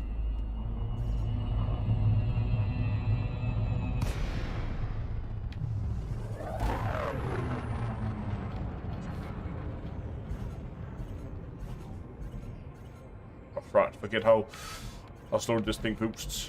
Come on.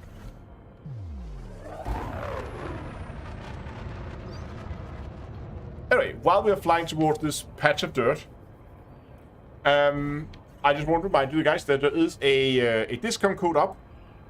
Yes, I want to talk about. We could also talk about Project Greenfield. There's a discount code up for the merch store. You can head to d2eastore.com, and if you use the code RUBBERBAND or Rubber Bands, did I put with S? I think just Rubber Band. Just Rubber Band. Yes. Then you will get 10% off, and that code is of course going to last until the end of the live stream, at which point I will take it down. But while we are flying, I just quickly want to talk about Project Greenfield. Now, what is Project Greenfield? So, very recently, our in-game faction, Terra X Astrocorp, we managed to get into a system called Aurora.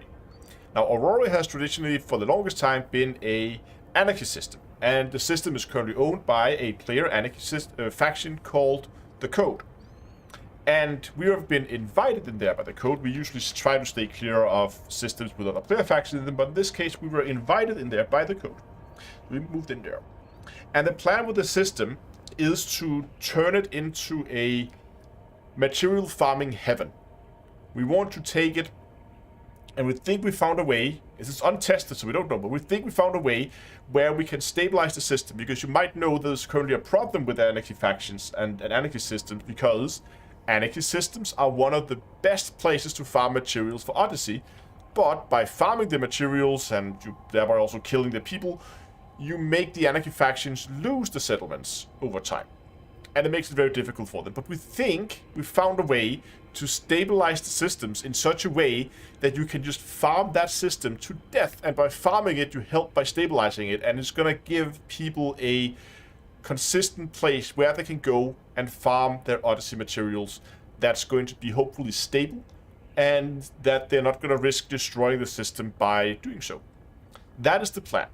And we haven't put out the whole what are we doing and how we're doing it plan yet. There will be more information coming out, but we're just like been talking with The Code today about some final details and stuff like that, but there will be more information out.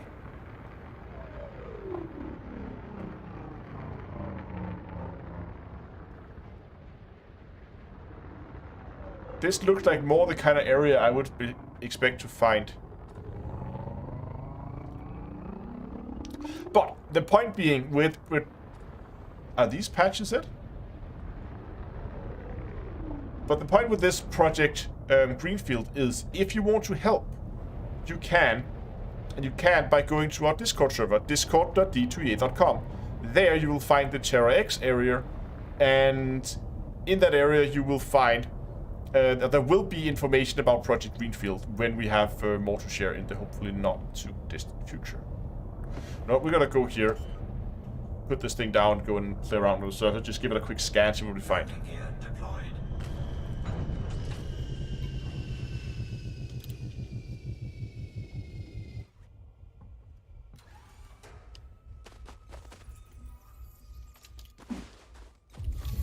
Warning. Extremely low temperature detected.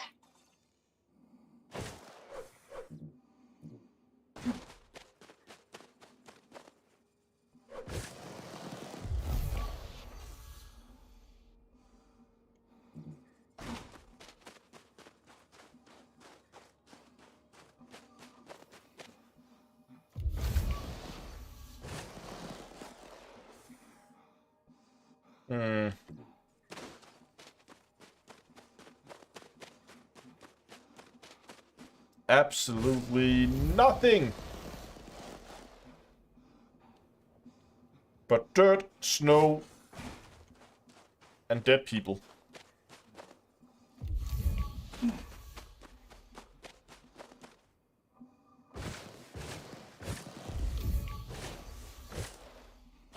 Yeah, very tough luck on this planet.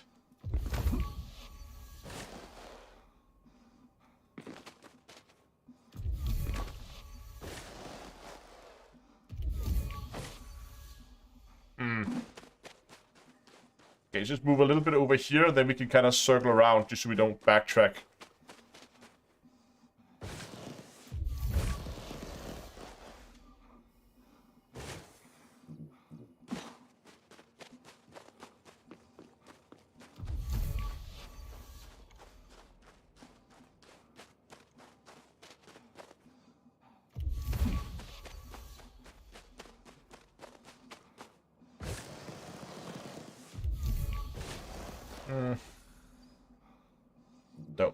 Don't see anything here at all.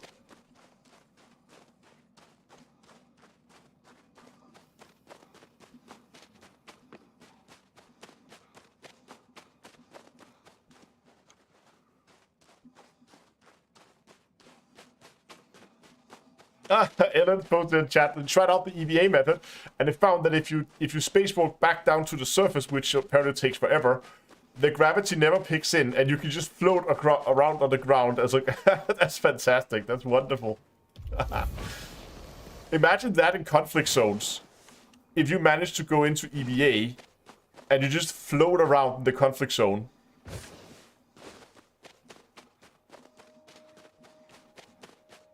Why are we not searching for biosignals with the ship? It doesn't work like that anymore. There are no biosignals anymore. They're only this weird heat map. But we've been to a few different biomes now and no luck so far, so... I think I will move on.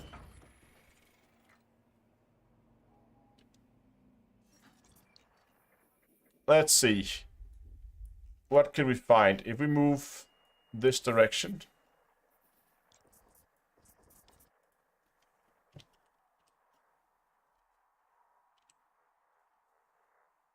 Actually, you know what? Let's just, before we do that, let's just move back to where we are. And then see what we can find.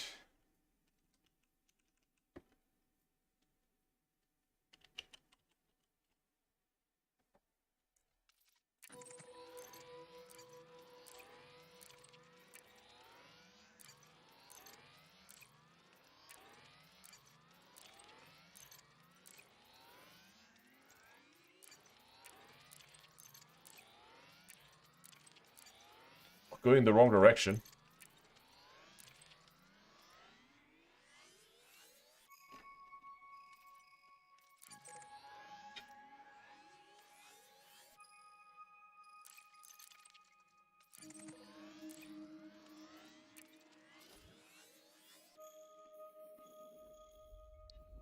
It's the wrong direction.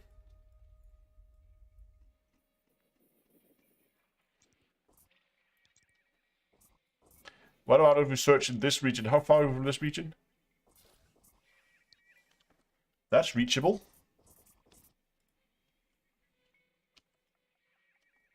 Kilo up. I don't even want to try to pronounce that. AAAH0.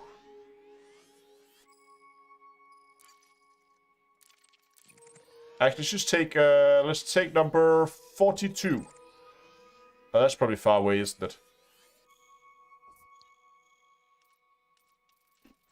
I can see the distance out here. 1000, that's close. 16 is relatively close.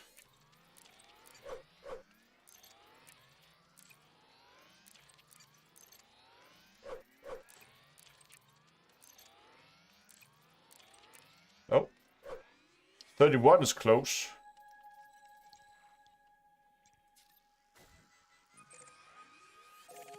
Let's go for 31.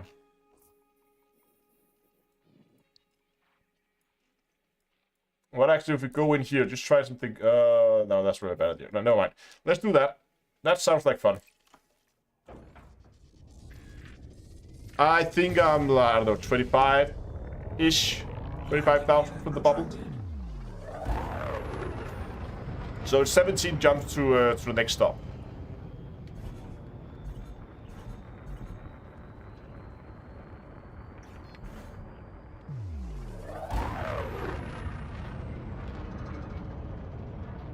Frameshift drive charging.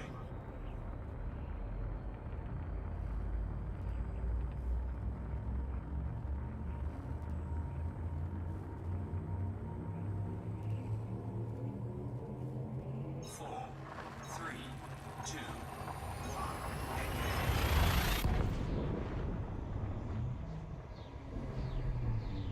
Hmm.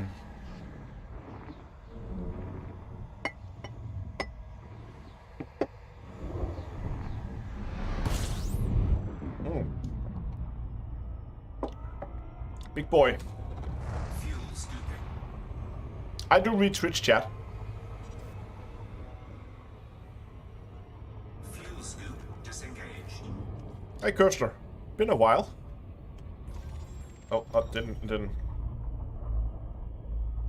Come on. Oh, I'm in the wrong mode. That's why I didn't. No. I'm in the wrong fire group. I wasn't the wrong fire group. That's why.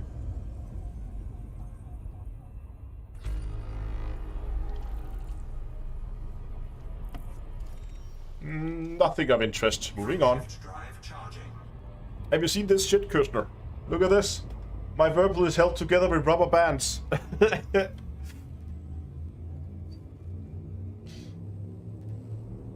No, no, no. 4, 3, 2, Never forget a Virpil, bro.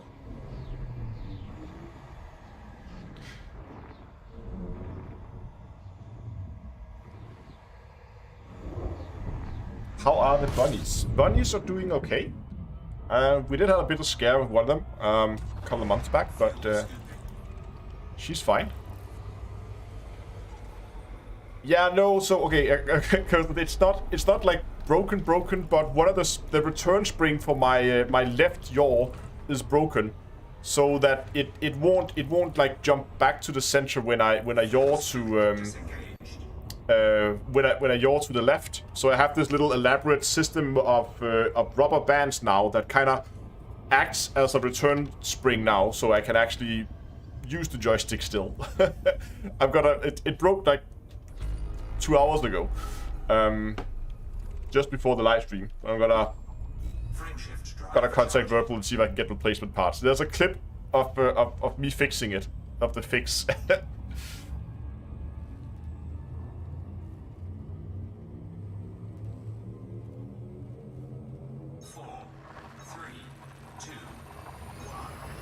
But apparently there seems to be a common problem that that these springs have a tendency to wear down over time, and then break. And if that is the case, then I will probably get replacement. It seems like people in the past, when they had this issue, they contact Virpil. Virpil says, "We're very sorry," and they send you replacement springs free of charge. Then you just open it up, replace them, and you're good to go again. We'll be back as brand new. Which, to be honest, fair enough.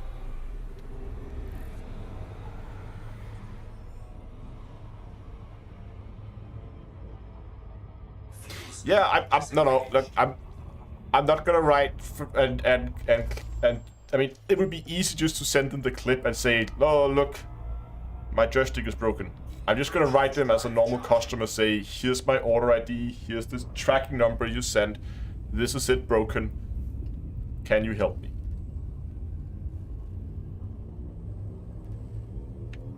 Yeah, people asking flying a Phantom today. 3, 2, 1.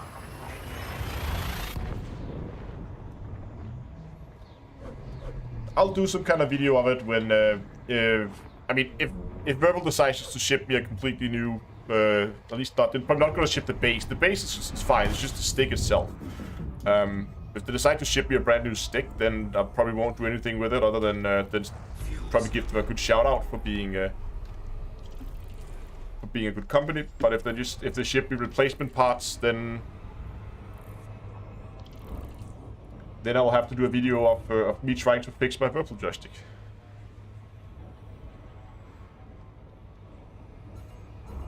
Fuel scoop. Did I check this? I did check this, yes. Frameshift drive charging.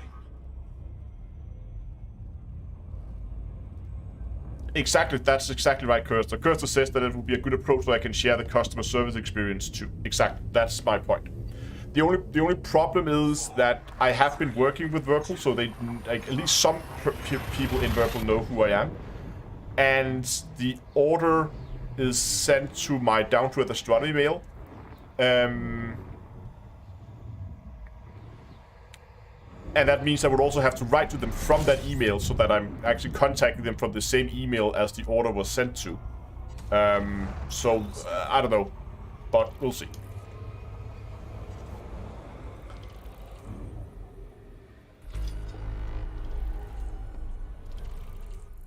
But nevertheless, regardless of the outcome, whether I get a replacement, if they ship a replacement, if I end up buying replacement parts, or if I have to buy a completely new stick, I don't know. Regardless of what happens, I'll be sure to share it with everybody so they kind of know the outcome.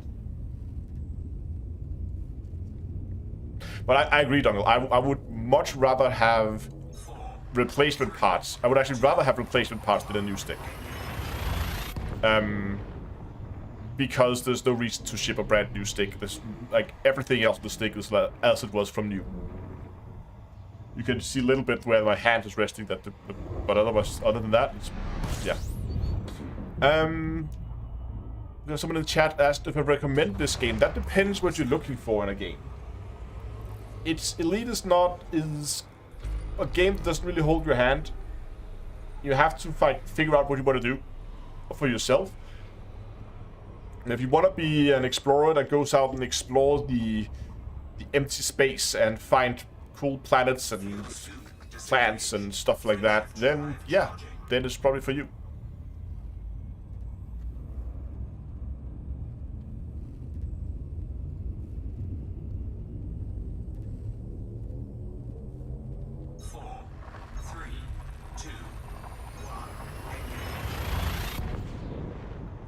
So if you're looking for a game where there has a one-to-one representation of the Milky Way, then yeah, then it is for you.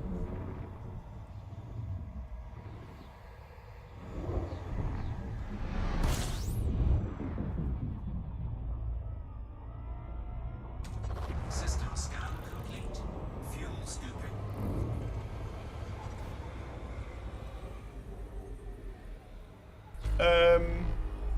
Rock Dodger said, "Thanks for all your Elite Dangerous tutorials and videos. They have been an absolute godsend and really improved my game. You are very welcome, and I'm really happy to have been able to help you." Okay.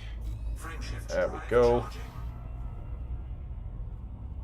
But it seems that next week I'm gonna be busy because if Frontier's launching those new collector limpets, we're gonna have to rebuild all my mining ships. That's a lot of mining ships that needs to be rebuilt.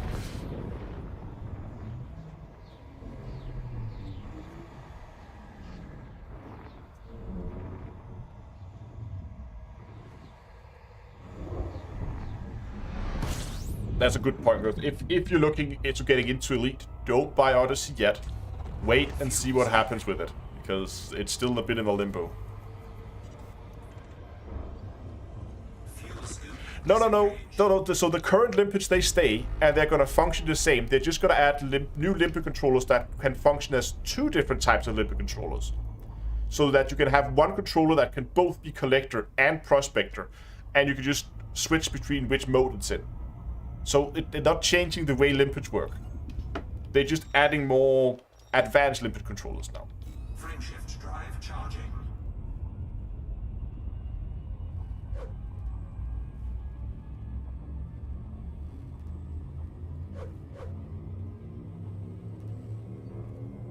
You bet you won't use it for the mining ships? Slower lifetime, less range. I think I will, Dongle. Because, look at it from this point of view. If I have a limpet controller that is currently set up to carry prospectors, if I can take that, even though it might have a shorter lifespan, if that limpet controller can now double as either a prospector or a collector, then I can get basically an extra limpet. It might not be, it's not as good as the other limpets. It might have a shorter lifespan. It might have a shorter range, but it's still an extra collector or 2 that I wouldn't have had before. Disengaged. Frameshift drive charging. I don't know. We'll have to. So the first thing I'll do is probably do like an investigation of it. And I know you can only have one of these special limpet controllers at a time. 4, 3. Yes, exactly. Your collector and prospector could be one of the same spot, maybe. But you can only have one of these special ones. But that's fine. You really only need that special one, right?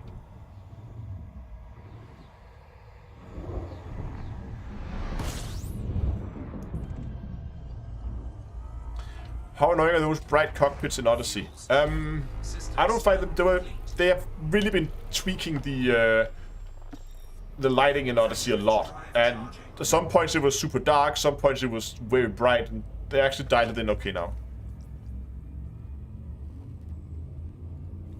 Extra slot for something else. Yeah, for more limpets, for instance. 4, 3. Although, we'll have to see when we get the patch next week.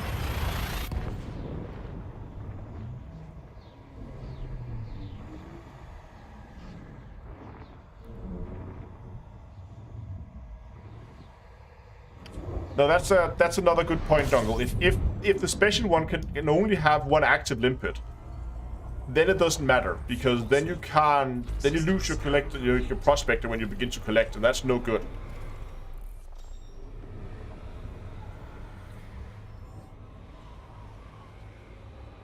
Frameshift drive charging. Oh, might have started that a little too early. Yeah, gonna overheat. Don't want to overheat. There we go. Disengaged. Frameshift drive charging. 6 jumps out.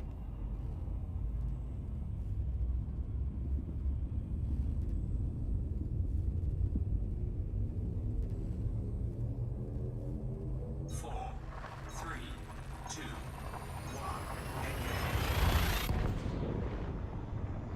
What am I in? That's a crazy amount of stars. I am in a Phantom, Crate Phantom, and I am out in the Colonia area. I'm heading towards a system called Dire Awesomes, which is right at the edge of what I would call the center region. Scooping.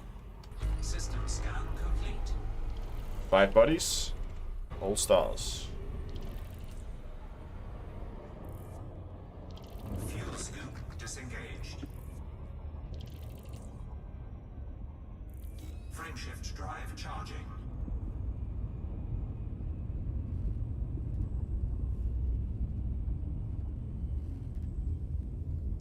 They copied the Odyssey Dolphin, and I noticed that you can't scoop things with it. There's a big 3. glare spot right under the overlay for lighting up the hatch. Oh, really? No, I haven't. I haven't used that for scooping very much. That's annoying. The patch is coming sometime next week. It could be Tuesday, could be Friday, we don't know.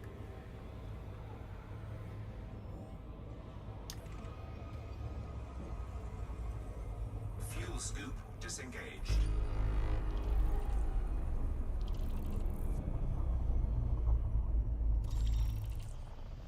What is that? Oh, is that an Earth-like? Oh, that is right on the edge. It's probably a rock and rocky ice world. Well, there's 50 planets in this system. Oh my god. Okay, here we go, boys. We have 4 jumps out of the system, but I just want to scan this one because this is a big one. There could be some fun stuff in here. It's probably a rocky ice. Could also be an Earth-like. It's right on the edge. I'm just getting some distance from the star. So that's not in the way. Oh, look at those. Hold on. We have something we have to do first. Leroy! It's time to bust a star. We're not busting towers here. We're busting, like, a star. We're gonna go and thread the needle here. Thread the needle! Full speed ahead! Oh god. Oh god. Oh god. Woo! Woo! That never gets sold, does it? We got in scooping range, though.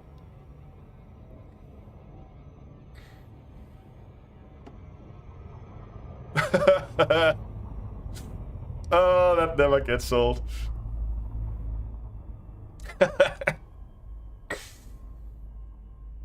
I love doing that. Okay, let's scan the system.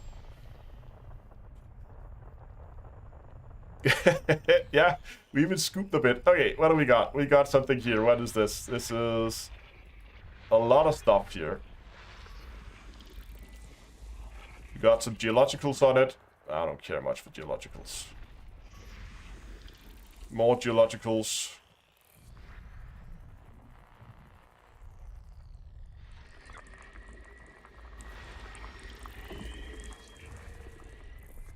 Oh, there was more stuff here. Hold on.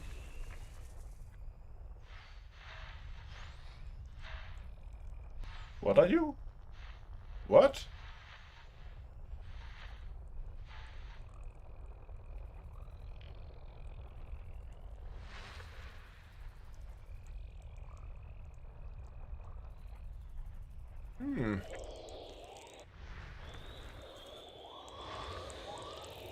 That was weird.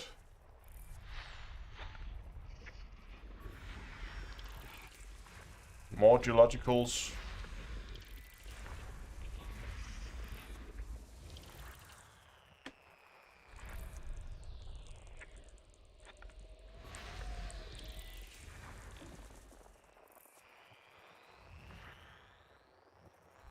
Something out here as well.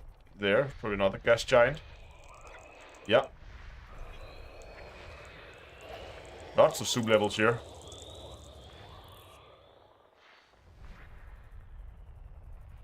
Oh my god, this thing has all the moons.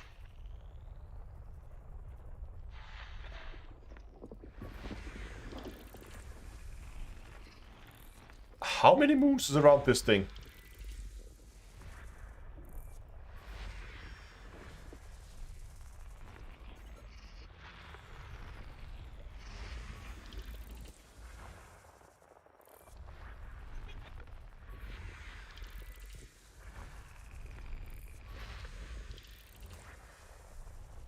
So all 50 planets was just moons around this one thing.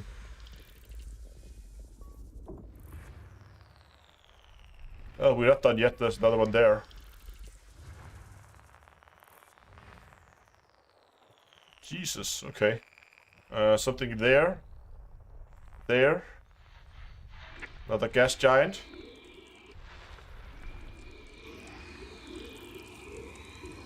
Oh, that's pretty. I like that one. Oh, forgot to fight the moons, of course.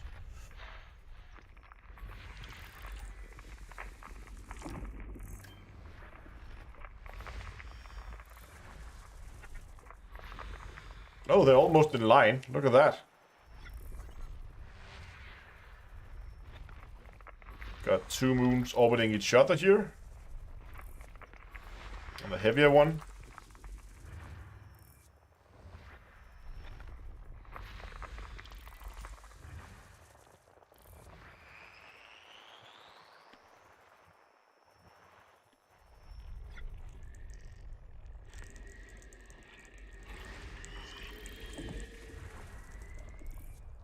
Oh, what was that? What's the other one? Oh, there's a ringed one. ABC3 is ringed.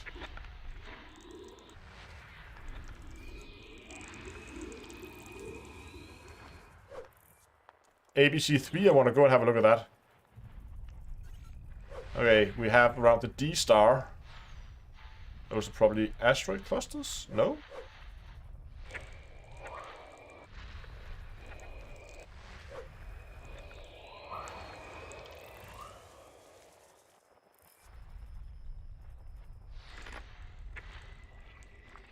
Oh. And it was a rocky ice world. Oh well. Gotta scan the rest of the system and see if there's anything worth paying a visit to. That's not like 100,000 light seconds away. How far are we? We are over halfway through the system here. More geologicals, more geological sites.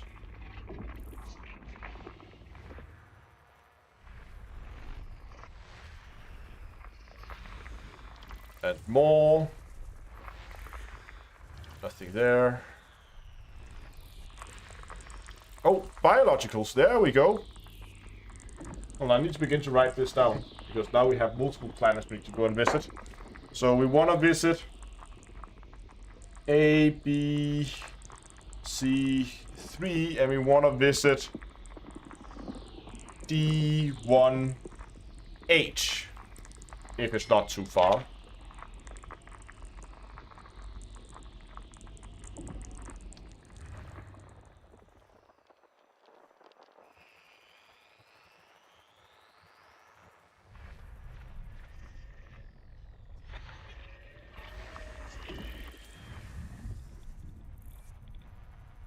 Take this one out here, another gas giant.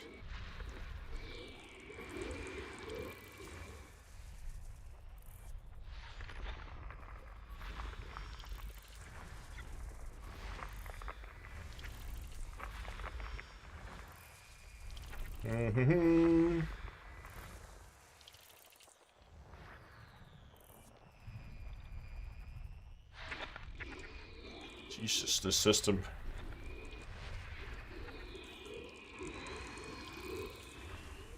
Okay, that was the last gas giant.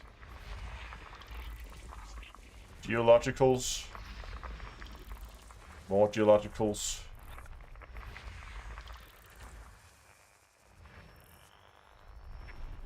System scan complete. Hey! Oh, more biologicals. Where's my pen? There it is. So we also want to maybe pay a visit to D. To D.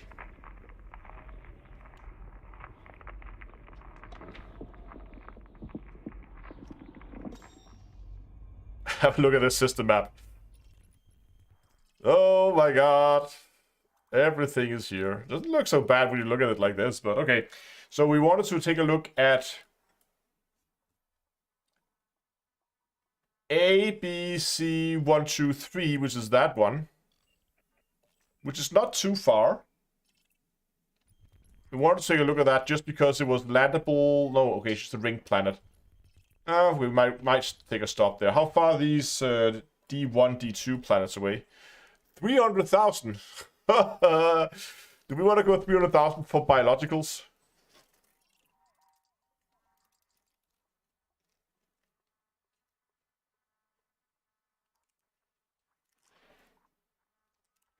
Okay. Duncan Lawrence says yes. Okay, D1, A, B, C, D, E, H. That one. Was the third landable? So, no. This one is not landable. So I think I'm going to skip that, because that would just be for sightseeing. No, while we talk about that, let's get this thing moving.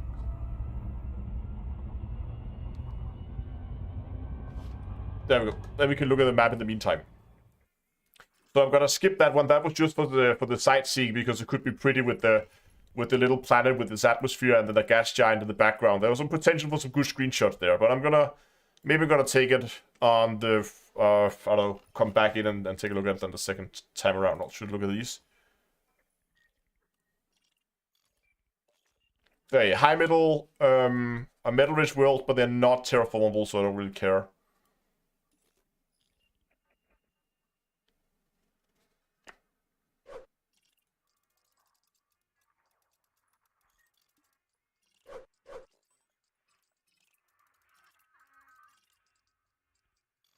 You just turned on sometimes the travels will make you just turn on a different game. Yeah, guess you could.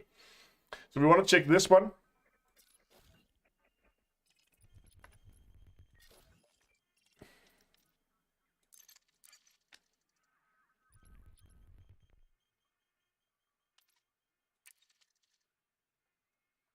It's a 100% argon atmosphere.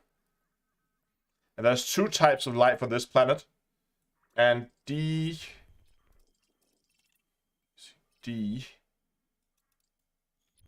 Oh, D. There are two D. One, A, B, C, D. That one also has two types of life on it. This one is pretty. I like this one. 0.02 atmosphere on this one.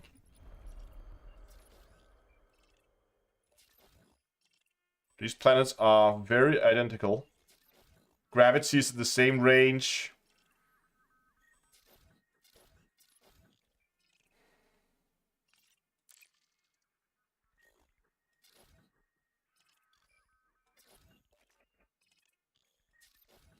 It's both argon atmospheres. They are pretty much like,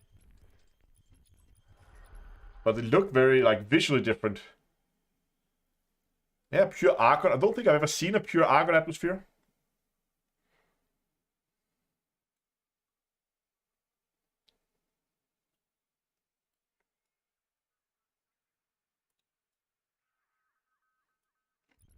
But we could go and, yeah, see if we can find something on this and then maybe try and search around the Day-Night Terminator or something like that. I don't know. Do you think we will reach max speed? What is the distance you need in order to reach max speed? I can't remember.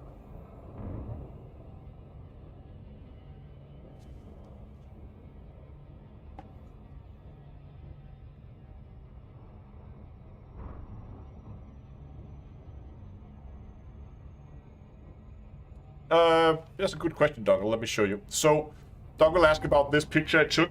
So just for the people who might have joined since, I recently got a new star tracker. Actually, let me show it to you. It's awesome.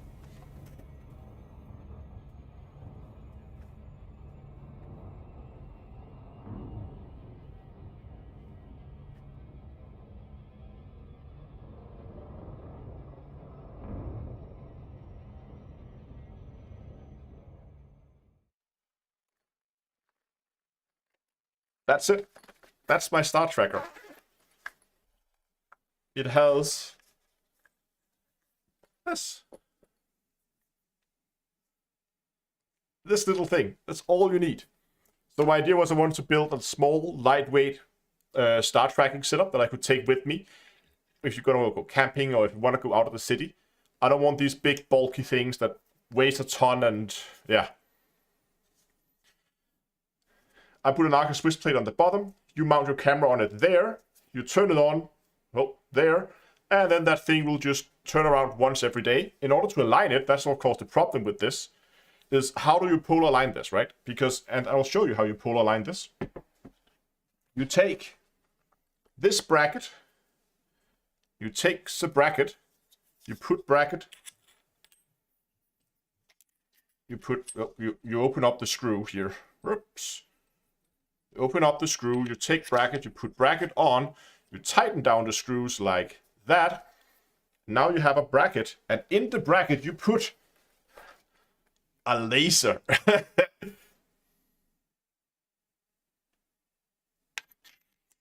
So you open up this screw here, laser slides in, there you go. And then, you're gonna try not to blind anything, you have a very powerful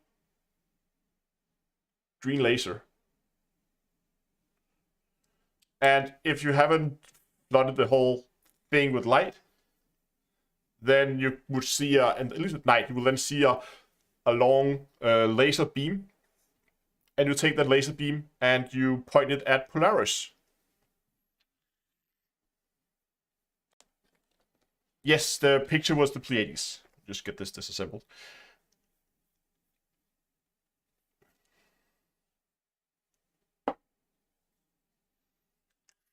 There'll be more. I'll do a full setup guide for this over on Cosmic Curiosity if you guys are interested in it. I'll talk about all the different components because obviously you're gonna need some other stuff to keep this thing pointed at Polaris and what kind of cameras you can use for it and what you should expect to be able to use. But I was out just testing it because I wanted to do a longer exposure, but then the clouds began to move in and then I kind of just said, okay, well, I guess I got 30 minutes and I'll try to stack those.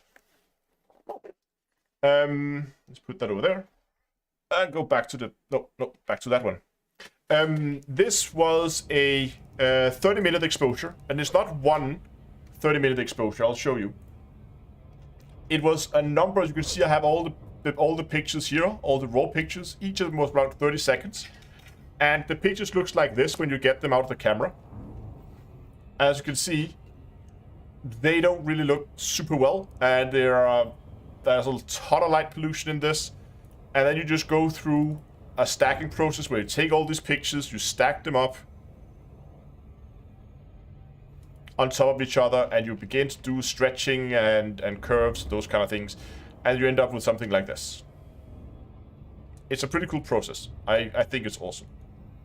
And of course, got all my calibration frames in here for my 90D. I got my biases. I got my darks. I think I messed up the flats a little bit. There we go. See, that was my flat field, and I think I messed that up. So I probably should take some other flat fields. They didn't turn out so well. Yeah, absolutely. Review is going to happen. It's just going to happen over on Cosmic Curiosity. That's where I'm going to be putting all my astrophotography and those kind of things. It's going to go over there.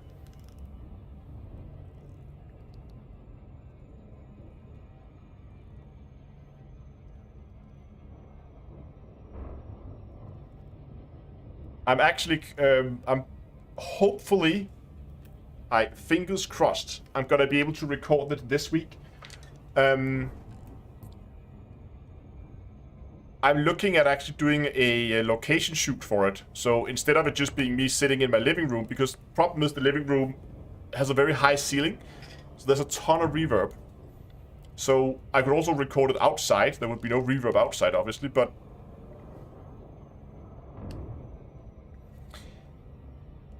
I'm looking for doing it as a location shoot. I'm talking to some places now, or one place in particular.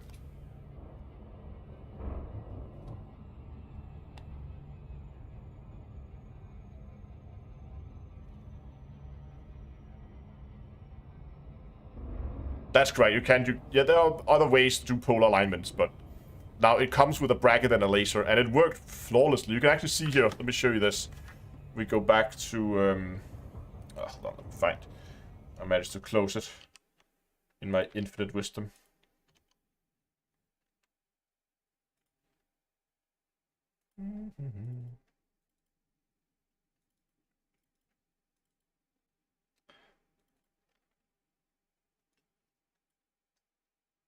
There was one.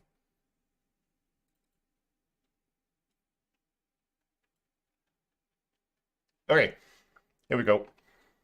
What you have here, this one over here was the first frame I took. This one was the second frame I took, and you can see there's some clouds beginning to move in. You can see these streaks across it. Those are clouds that are moving in. And that's when I decided to stop exposing, because at this point, well, we got clouds, so there's no point. You can also see how this, yeah. But I did not do any realignments. This is after 30 minutes. And you can see how little it has moved. You can even see those two stars there in frame, and there. It is, you can see that bright star there is a little bit closer to the edge than it is there. So there's been a little bit of movement, but that is tiny. That is no movement for half an hour. So it was able to track it very, very well. I got a very good track out of that, and I could probably have gone for longer exposures than 30 seconds at a time. I would have to drop the ISO, obviously, but I could have gone for I think, at least a couple of minutes exposures at a time. because I was really surprised how well that managed to track it. That was really good.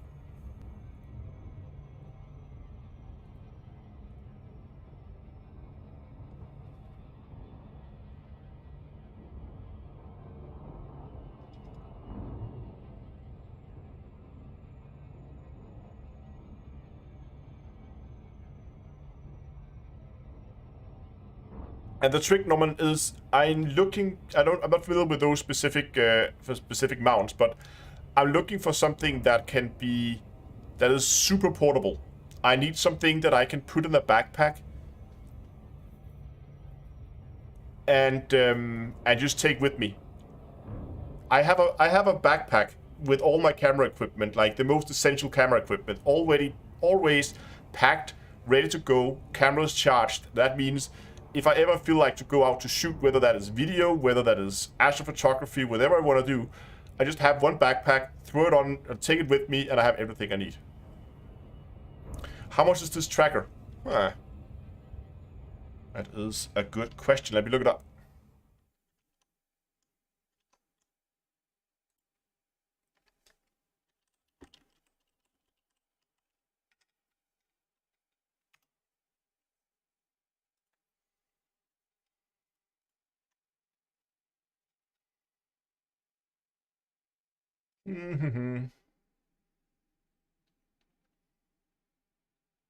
Okay, here it is. Found it. It is the Move, Shoot, Move Rotator. And that's actually a holiday sale going on at the moment, if you use 10% off. So you can see it is around, normally it's $250 US for the tracker alone.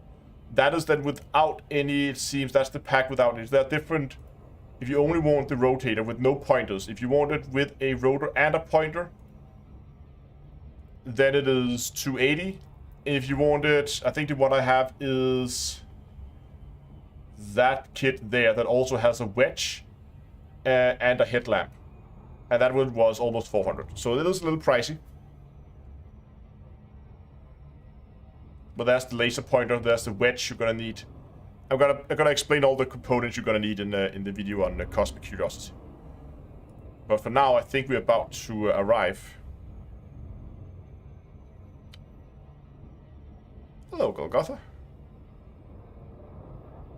But yeah, so far, I've only been able to take it out once. It's been cloudy pretty much for a month. So I managed to get half an hour before clouds moved in again, and yeah. I'm happy with the results I got from that short amount of time.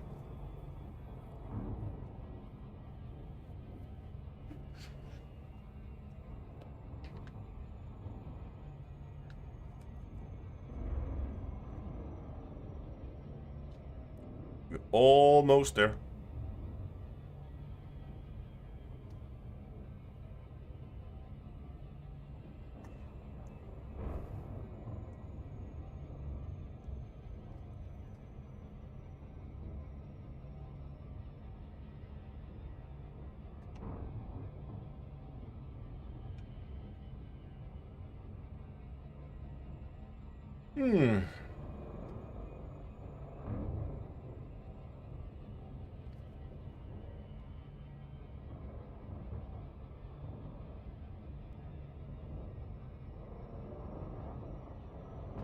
Oh, better begin to slow down.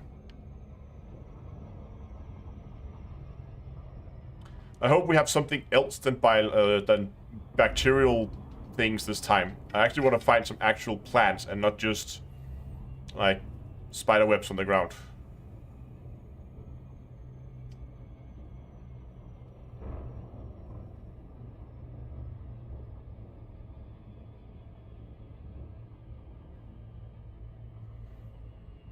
So for the camera, I'm just using the 90. I have a 90D that is I primarily got it for its video capabilities, not really for astrophotography.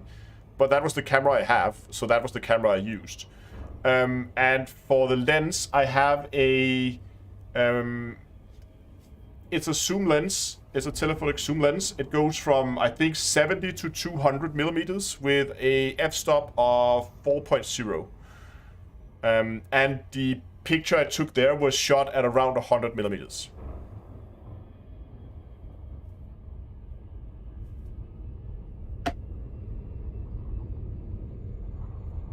There's the planet.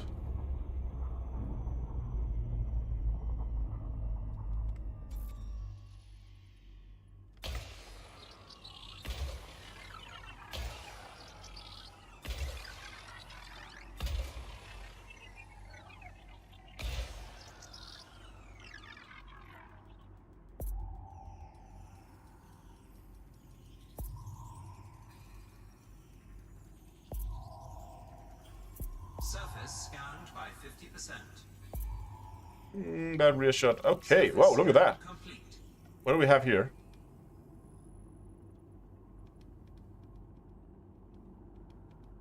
We have bacterium and fronticulura. Culua. Okay. Let's find ourselves some whatever that is. That apparently like to live in an argon atmosphere. Well, for once, the whole planet is not just blue, but there's actual areas we can go and search.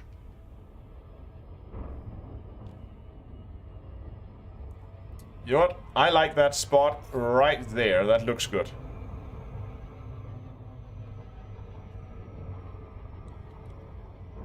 Orbital flight engaged. Oh, coming in a little hot here. That's fine. And we're gonna drop into the green.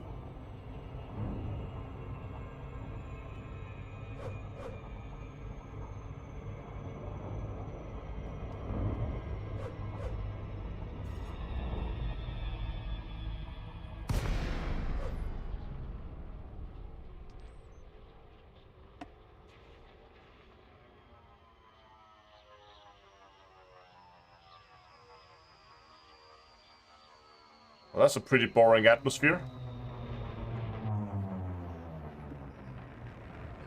Oh, there we go.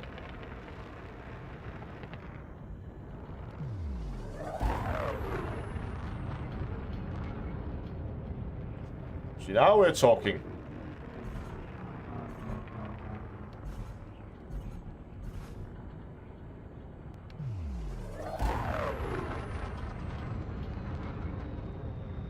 Let's see what we got here. Oh, gravity? Okay, gravity's fine.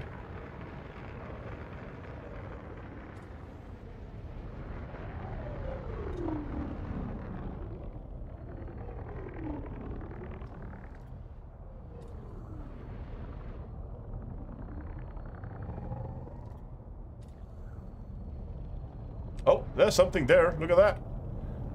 Found something. We found shrooms. Landing gear deployed.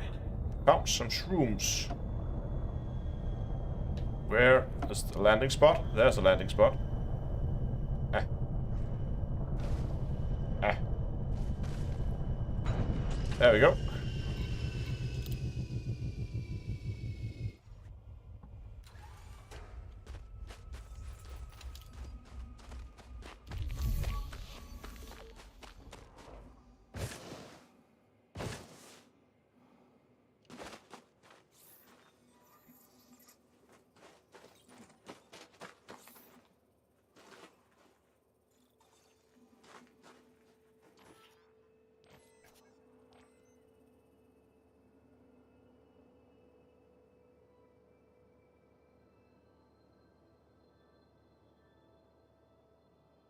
What's that? Oh, there's more of them over there.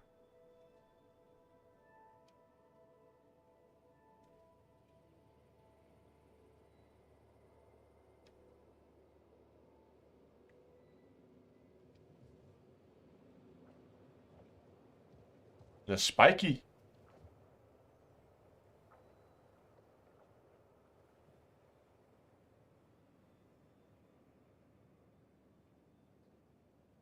I like these. These are fun.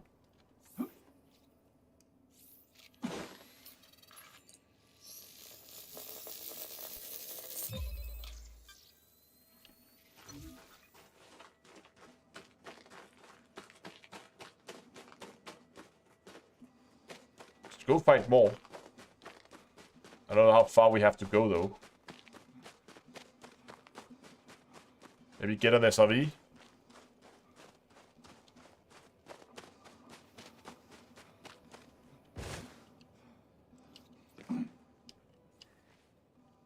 Yeah, I don't think their collision models are... Nope.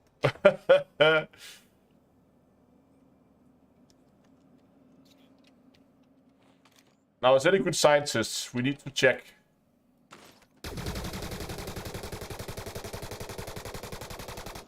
What happens if you shoot it?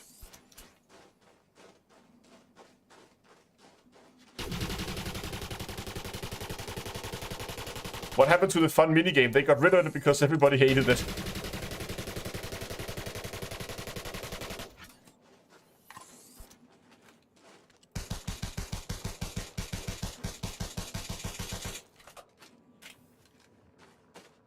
What always happens? Nothing. Yeah, exactly.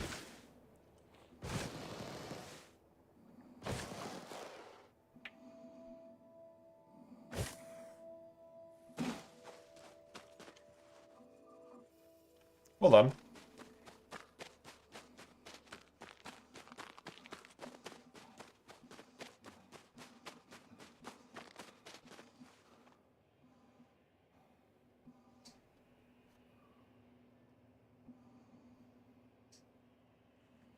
Could have sworn I heard something.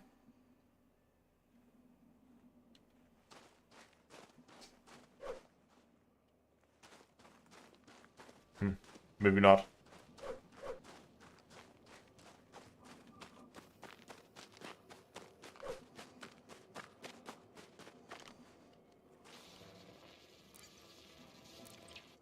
I'm just gonna get an SRV.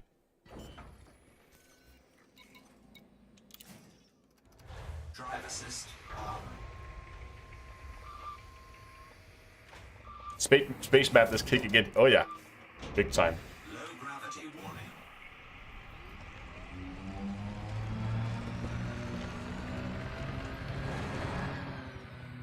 So they've been on like small, like inclines. So I'm gonna go over to the mountains over here.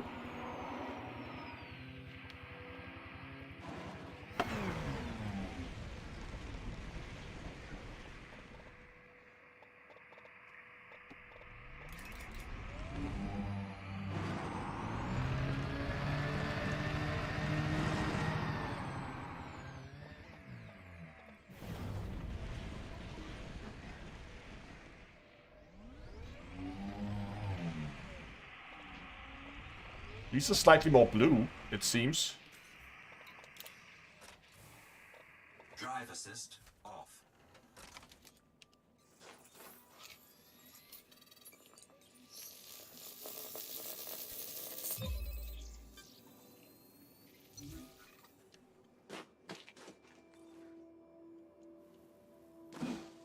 Oh, yeah. Do you hear it?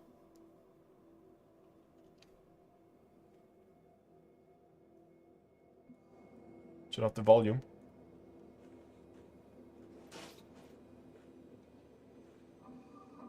Can you hear it?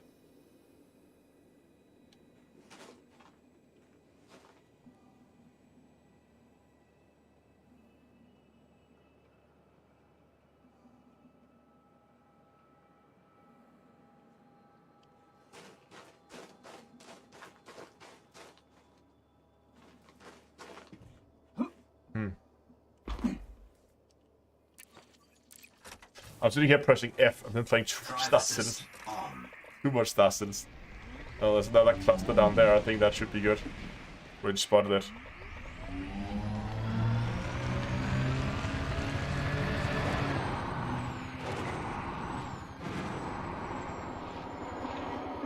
Oh, look at that. There's a whole forest of them over here. Nope, music is turned off.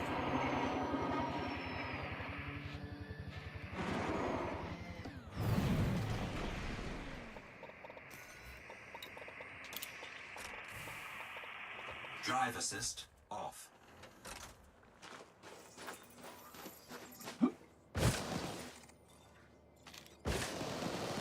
No, not that. That.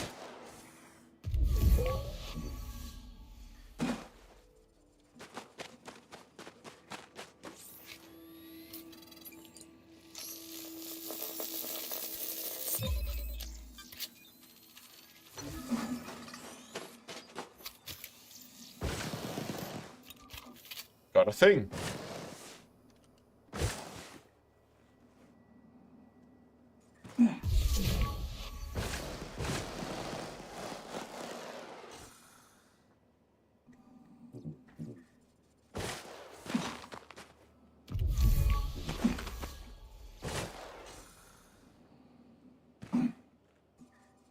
Nice. I still haven't seen any of the bacteria things, but they are also pretty boring, so I might just skip those and head to the other planet. See what we have over there.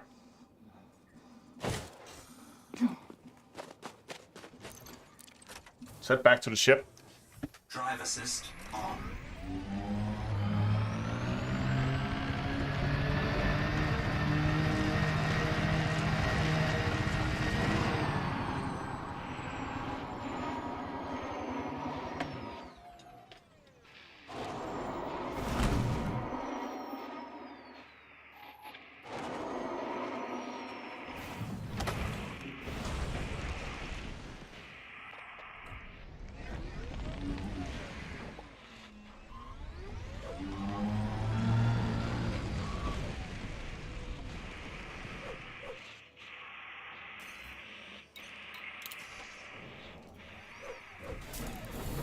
Yes, I am Danish. Very much so.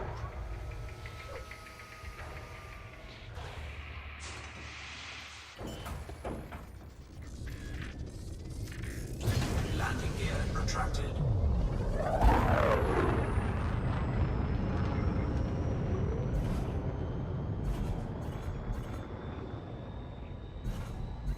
Oh, come on, boost.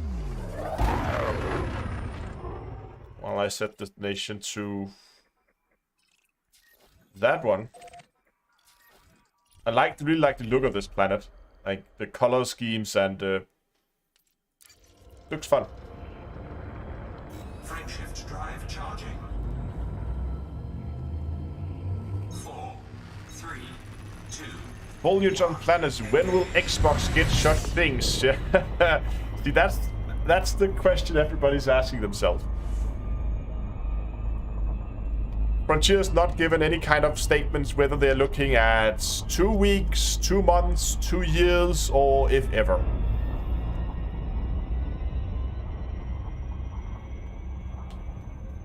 So your guess is as good as mine.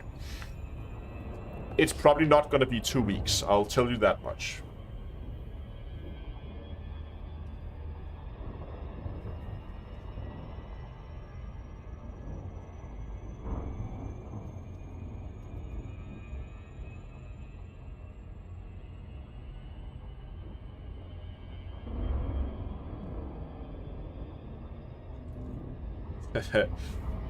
I don't know. I don't know what's holding them back at this point. I mean, frame rates are okay. I mean, okay, we are in space now, and I have 100. I'm gonna put my FPS counter on so you can see it as we go down on the planet. But that's been the thing that's been holding people back. Do you think we'll ever rogue around our ships? No. To be honest, I don't think so.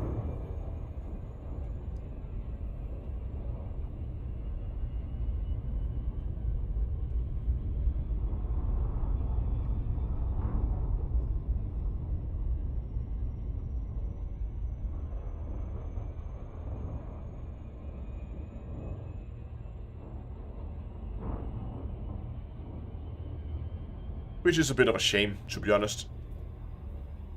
That we don't get ship interiors, but if we get ship interiors, it's gonna be at the very least 3 years from now. I don't see ship interiors coming before 3 years. And to be honest, Frontier would be better off focusing on the stuff they already have made and add up to it. Like, add proper EVA mechanics so we can begin to go outside our ships in our spacesuits and fly around. Add more types of planets that we can go and visit, maybe. Like, there's so much more they can add with what they already have instead of... Yeah.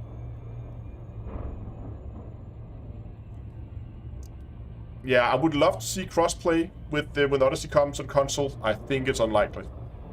I think we're gonna get exactly what we have on PC, but just on console. And I think we are gonna see it maybe around summer. That's gonna be my guess.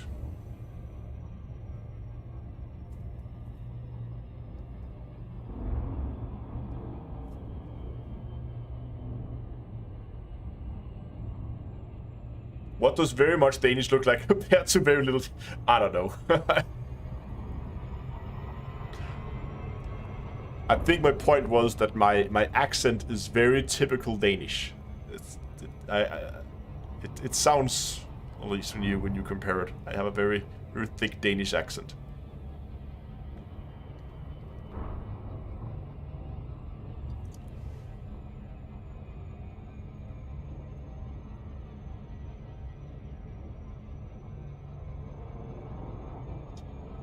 June is optimistic after all we saw. I don't know. I mean, Frontier's done good work on the performance side since the launch. They launched it too early. They launched the year too early. But yeah, is Danish bacon a thing in Denmark? Yeah, we just don't call it Danish bacon. We just call it bacon.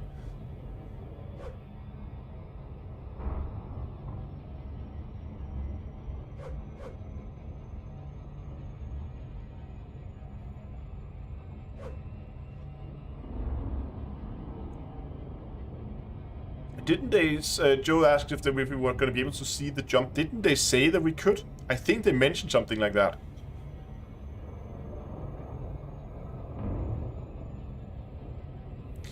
If you know something that we don't, okay, I have absolutely no inside information about what's going on. I get information at the exact same time as everybody else when Frontier posts on the forum or they mention it on live streams.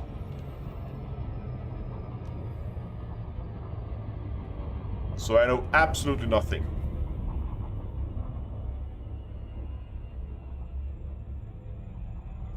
Yeah, they did show photos. Which I like the photos they showed. Yeah, exactly. So command will to yeah. Exactly. You're gonna be able to visit it seated.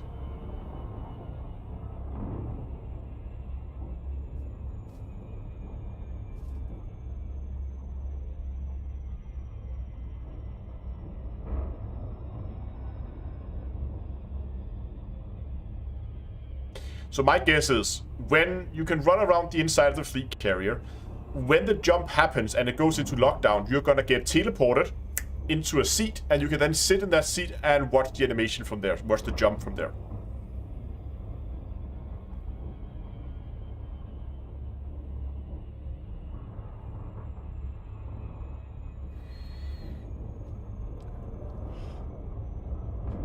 Oh my god, I'm getting tired. No, let's get this planet scanned. Let's see if we can find some. There was 2 different types of this one. I guess one of them's gonna be bacterial again. That seems to be very common in this area.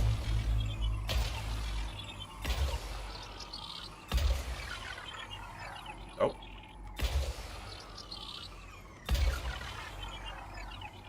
No, I'm pretty sure that's how it's going to work. I would be surprised if Frontier, because how are they going to what are they going to do with people if they're running around? If they say we're going to be forced to go into a seat, I am almost certain you're going to be put into a seat. You're not going to be able to look around. You're going to be put in the seat. You're going to have your head locked straight forward, and you're going to sit and you're going to watch that thing as it jumps. It's going to be a cutscene. That is what the jumps are. The jumps are cutscenes. You have to remember that. Oh, that's a bit of pattern, repeating patterns here. Yeah, there will be fleet carrier trip when the thing is out. We're gonna find a day to it, and it's gonna be fun. We're gonna go and watch some of the Lagrange clouds. Okay, let's try this. Oh, I forgot to check the types. Okay, we have more of these. Just hope they look different on this planet. Let's try something that's a little bit more daylight than last time. Also, we need to find a good spot. Last time I had good luck in those greenish areas, so I'm looking for something similar to that. There's a spot there. We're gonna put it down there.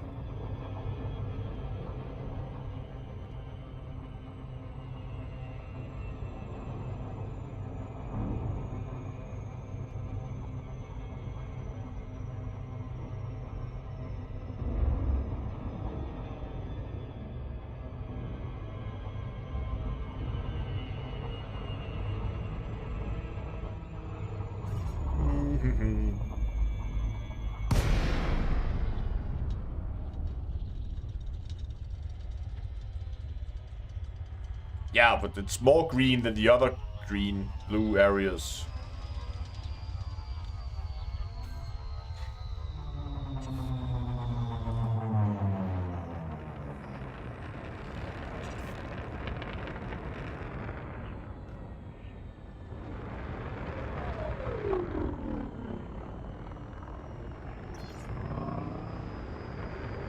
What do we have here?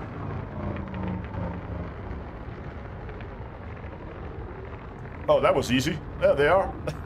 Oh, it's the same. Look at that. Well, they're everywhere here.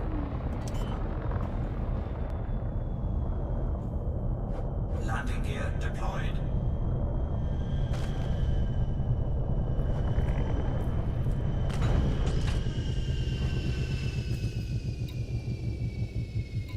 Let's go out in SRV. What do you think the Odyssey? What do I think about the Odyssey Planet Tech, and what would I do to improve it? Low gravity warning.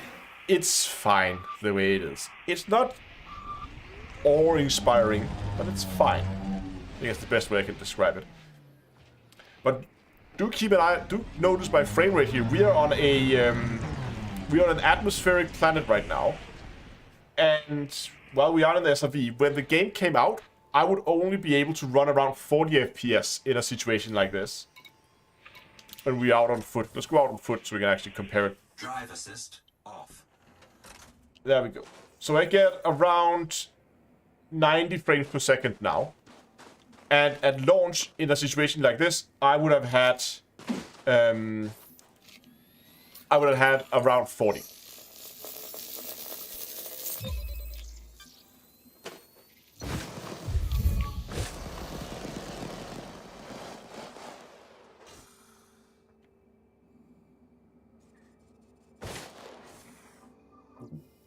So, now we're down to 60 FPS, but that would probably have been a lot lower. They have done a lot.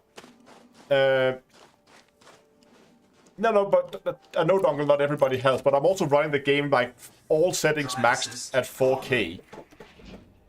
So, I mean, my point is just that performance has been improved a lot since launch.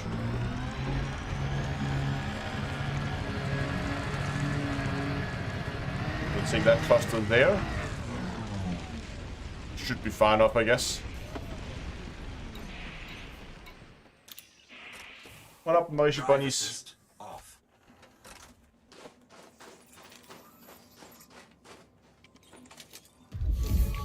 Oh no, they're still blue. Oh, that wasn't far enough.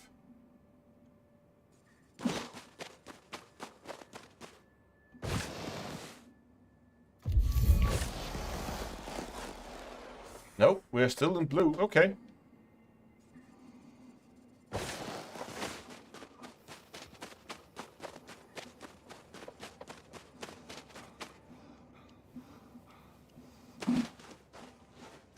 Yeah, okay, for VR is a whole nother issue, because the fact that VR is not officially supported in front-foot gameplay, that's a whole nother issue.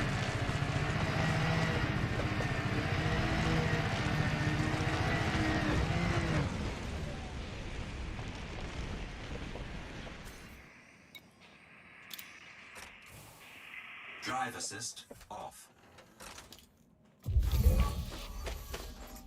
Got something.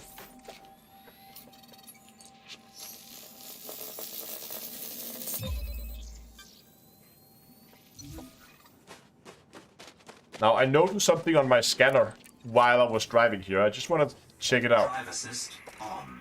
I have a faint signal of something that could be a larger object. I'm just going to see if it's just a fluke or if there's actually something out there.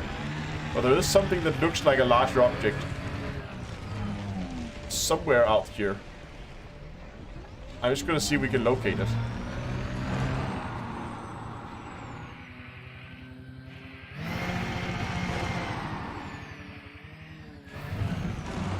It's not the plants. And we're definitely getting closer. So you can see I have a number of blips at the bottom of the radar. Those are rocks. And that's not what I'm looking for. You also see I have these long streaks that show up sometimes. And it's quite... Now they're gone. Is it the plants? Where did they go? Okay, so there, that's... Oh, is it a echo of my ship, maybe?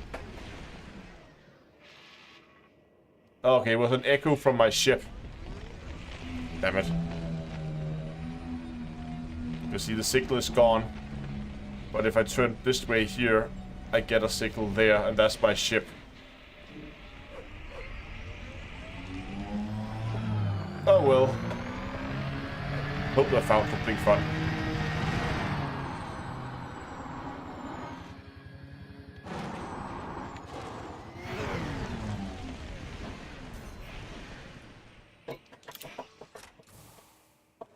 Drive assist off.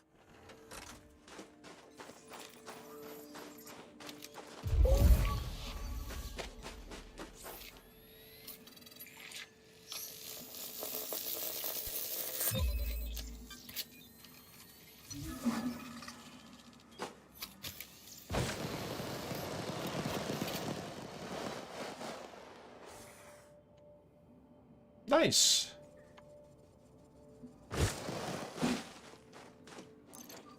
Oh yeah, SRV pings would be nice. I would love that. Drive assist on.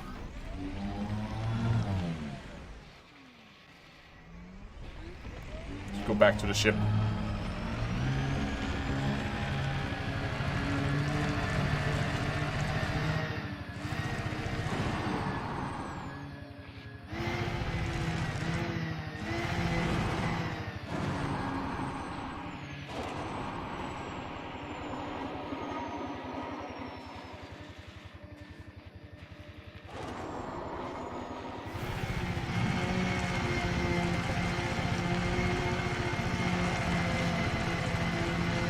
Wow, this thing is drifting all over the place right now.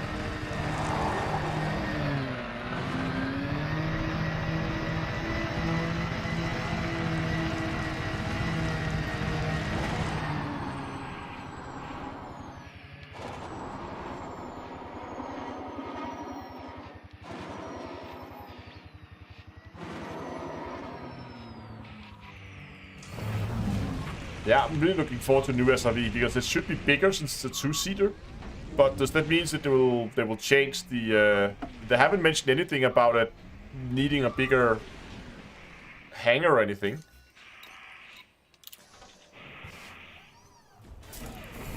Maybe it requires 2 slots. I don't know. Because it's twice the size. Which would suck because that means either you have 2 scarabs or you have one of the new ones.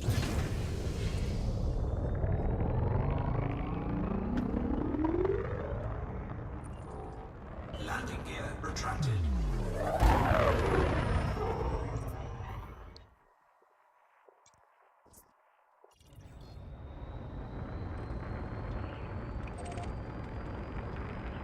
Frameshift drive charging.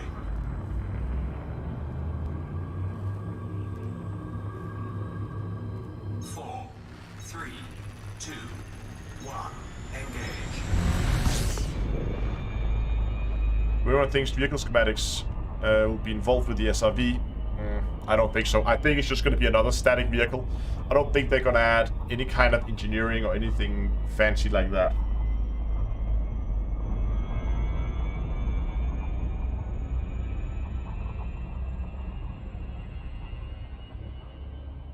I don't think there will be ship engineering or SRV engineering.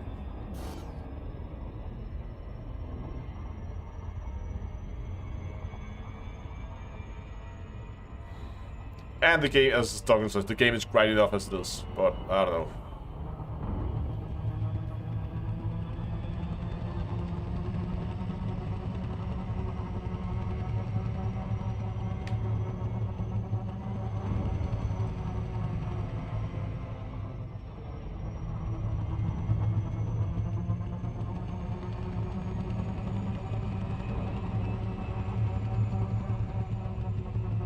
Frameshift drive charging. Hey, we were only 4 jumps from the system we actually wanted to reach today, so that's... Let's just go there, see if we find something, if we're lucky. If not, go someplace else. 4, 3, 2. It's not like we're gonna run out of systems anytime soon anyway.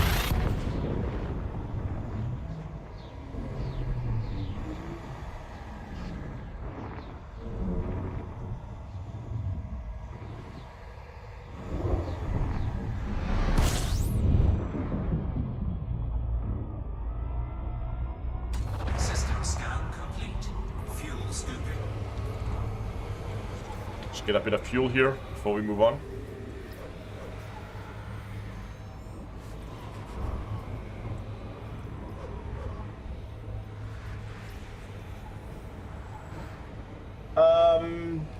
I don't know, Dongle. Fuel scoop disengaged. Frameshift drive charging.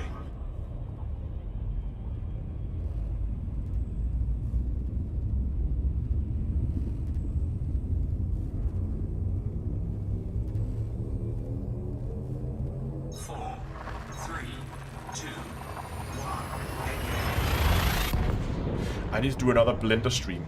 I have a really cool idea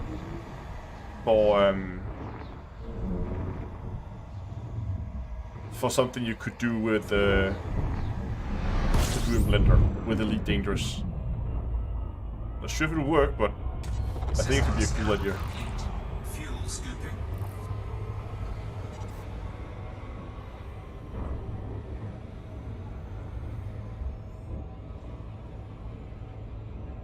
Fuel scoop disengaged.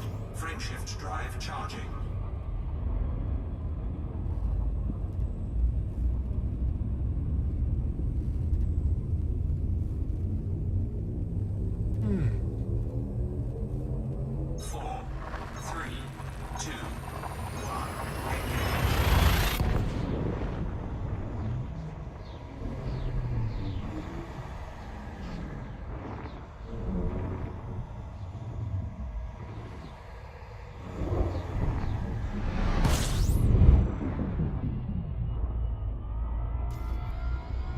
Okay, next system should be it.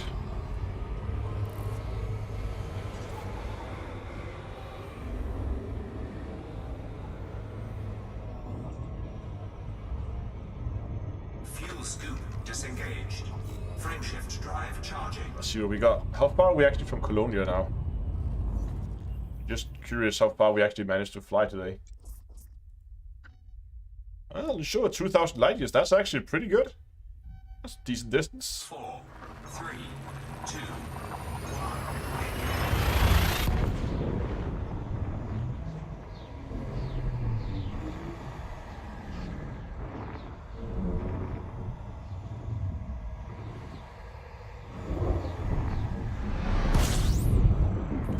That's a big star. System scan complete. Aww.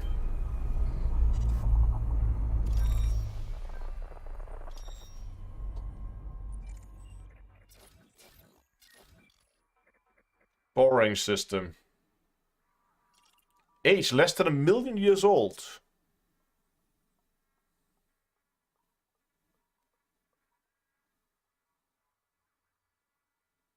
Oh, that's a big boy. That's 83 solar masses.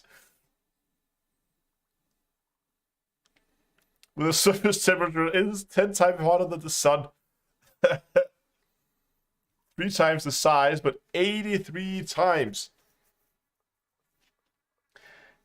It's dense, it's big, and it's hot, and that thing's gonna go boom very soon.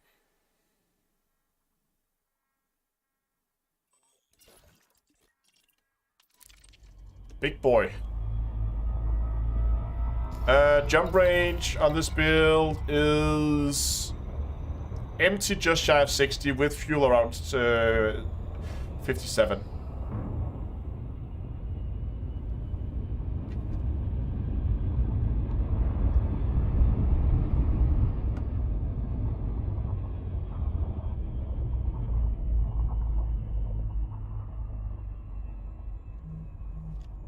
Look at that blue hue. Gotta love that. Pull back a little bit. Move the frame rate counter up so we can actually see, or you know what, we might just actually just rotate the crate a little bit.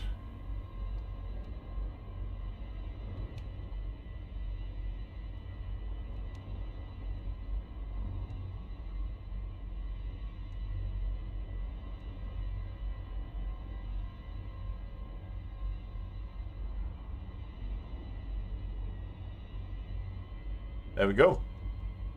It's not a bad shot.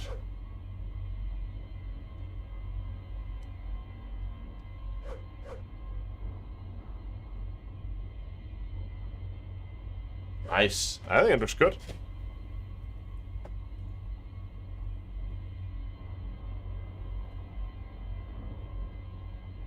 Heh.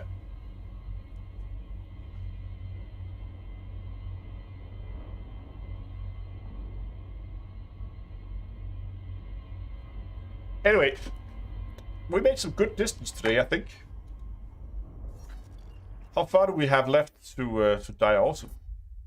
6,300. That's nice. We got like 2,000 light years off the trip today. So a few more live streams like this, and we should be there. And then I just need. I mean, they were so close to SAG-A, I might as well just fly down there. I mean, we're gonna be what? Are we 6,000 from SAG-A or something?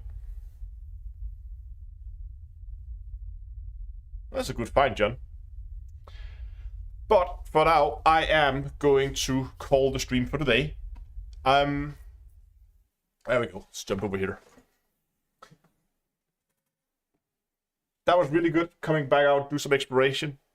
I think we found some fun things, found some plants, and as always, it's always nice being out and about in the galaxy. And I'll definitely be doing some more exploration streams in the not too distant future. So do stay tuned to the channel for that. Also, if you haven't done already, go down, give this stream a like, help me out a little bit. If you want more Elite Dangerous and Star Citizen content, then you can go and subscribe to the channel. If you're interested in space and astronomy and astrophotography and want to see my build setup with my new star tracker, then head over to Cosmic Curiosity, where you can go and you can get those type of videos, as more is coming up as I'm building up that channel over there. And then finally, you'll find a whole host of links in the chat. You'll find links for Discord, where I'm gonna be hanging out a little bit over there after the live stream. You can find that at discord.d2a.com. Remember that there is still a discount code on the merch store. It is rubber band, and I'll keep it up for like 10-15 minutes here after the live stream. And you can check out the merch store at d2astore.com. Yeah, that's it for today. Thanks for watching, and until next time, I'll see you guys in space.